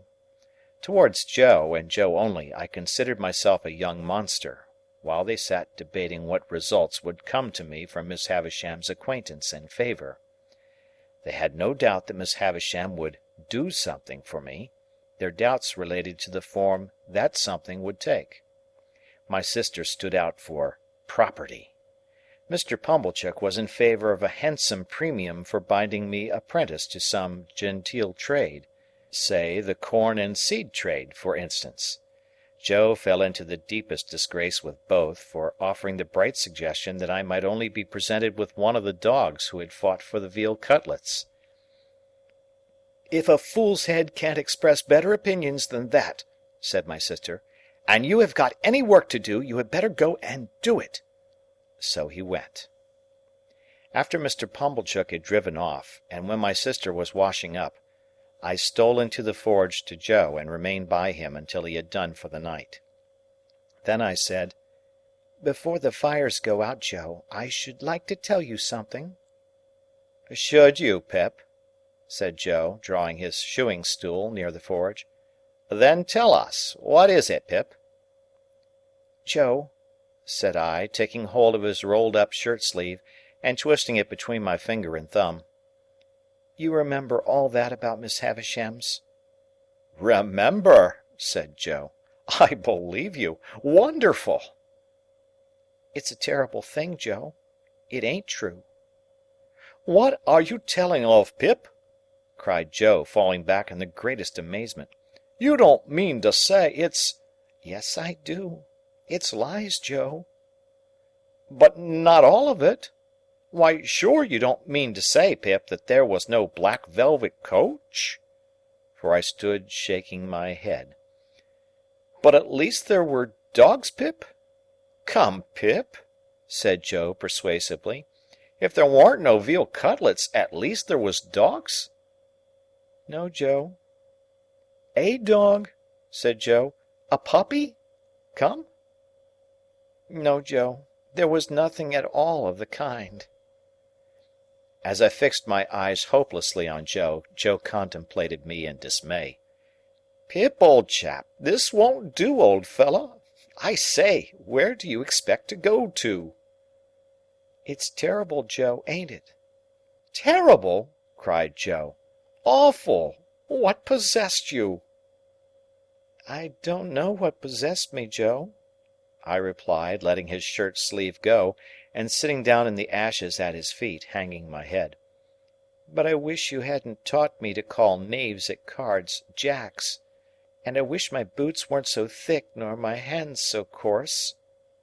And then I told Joe that I felt very miserable, and that I hadn't been able to explain myself to Mrs. Joe and Pumblechook, who were so rude to me, and that there had been a beautiful young lady at Miss Havisham's who was dreadfully proud, and that she had said I was common, and that I knew I was common, and that I wished I was not common, and that the lies had come out of it somehow, though I didn't know how. This was a case of metaphysics, at least as difficult for Joe to deal with as for me. But Joe took the case altogether out of the region of metaphysics, and by that means vanquished it. "There's one thing you may be sure of, Pip," said Joe, after some rumination, "namely, that lies is lies. Howsoever they come, they didn't ought to come, and they come from the father of lies, and work round to the same. Don't you tell no more of 'em, Pip. That ain't the way to get out of being common, old chap. And as to being common, I don't make it out at all clear. You are uncommon in some things. You're uncommon small. Likewise, you're an uncommon scholar." "No, I am ignorant and backward, Joe." "Why, see what a letter you wrote last night. Wrote in print, even. I've seen letters. Ah, and from gentlefolks, that I'll swear weren't wrote in print," said Joe. "I have learnt next to nothing, Joe. You think much of me. It's only that." "Well, Pip," said Joe, "be it so or be it soan't, you must be a common scholar afore you can be an uncommon one, I should hope. The king upon his throne, with his crown upon his head, can't sit and write his Acts of Parliament in print without having begun, when he was an unpromoted prince, with the alphabet. Ah!" added Joe, with a shake of the head that was full of meaning, "and begun at A, too, and worked his way to Z. And I know what that is to do, though I can't say I've exactly done it." There was some hope in this piece of wisdom, and it rather encouraged me. "Whether common ones as to callings and earnings," pursued Joe, reflectively, "mightn't be the better of continuing for to keep company with common ones, instead of going out to play with uncommon ones. Which reminds me to hope that there was a flag, perhaps?" "No, Joe." "I'm sorry there weren't a flag, Pip. Whether that might be or mightn't be, is a thing as can't be looked into now, without putting your sister on the rampage, and that's a thing not to be thought of as being done intentional. Look'ee here, Pip, at what is said to you by a true friend. Which this to you the true friends say. If you can't get to be uncommon through going straight, you'll never get to do it through going crooked. So don't tell no more on 'em, Pip, and live well and die happy." "You are not angry with me, Joe?" "No, old chap. But bearing in mind that them were which I mean to say of a stunning and outdacious sort, alluding to them which bordered on veal cutlets and dog fighting, a sincere well-wisher would advise, Pip, their being dropped into your meditations when you go upstairs to bed. That's all, old chap, and don't never do it no more." When I got up to my little room and said my prayers, I did not forget Joe's recommendation, and yet my young mind was in that disturbed and unthankful state that I thought long after I laid me down how common Estella would consider Joe, a mere blacksmith, how thick his boots, and how coarse his hands. I thought how Joe and my sister were then sitting in the kitchen, and how I had come up to bed from the kitchen, and how Miss Havisham and Estella never sat in a kitchen, but were far above the level of such common doings. I fell asleep recalling what I used to do when I was at Miss Havisham's, as though I had been there weeks or months instead of hours, and as though it were quite an old subject of remembrance, instead of one that had arisen only that day. That was a memorable day to me, for it made great changes in me. But it is the same with any life. Imagine one selected day struck out of it, and think how different its course would have been. Pause, you who read this, and think for a moment of the long chain of iron or gold, of thorns or flowers, that would never have bound you but for the formation of the first link on one memorable day.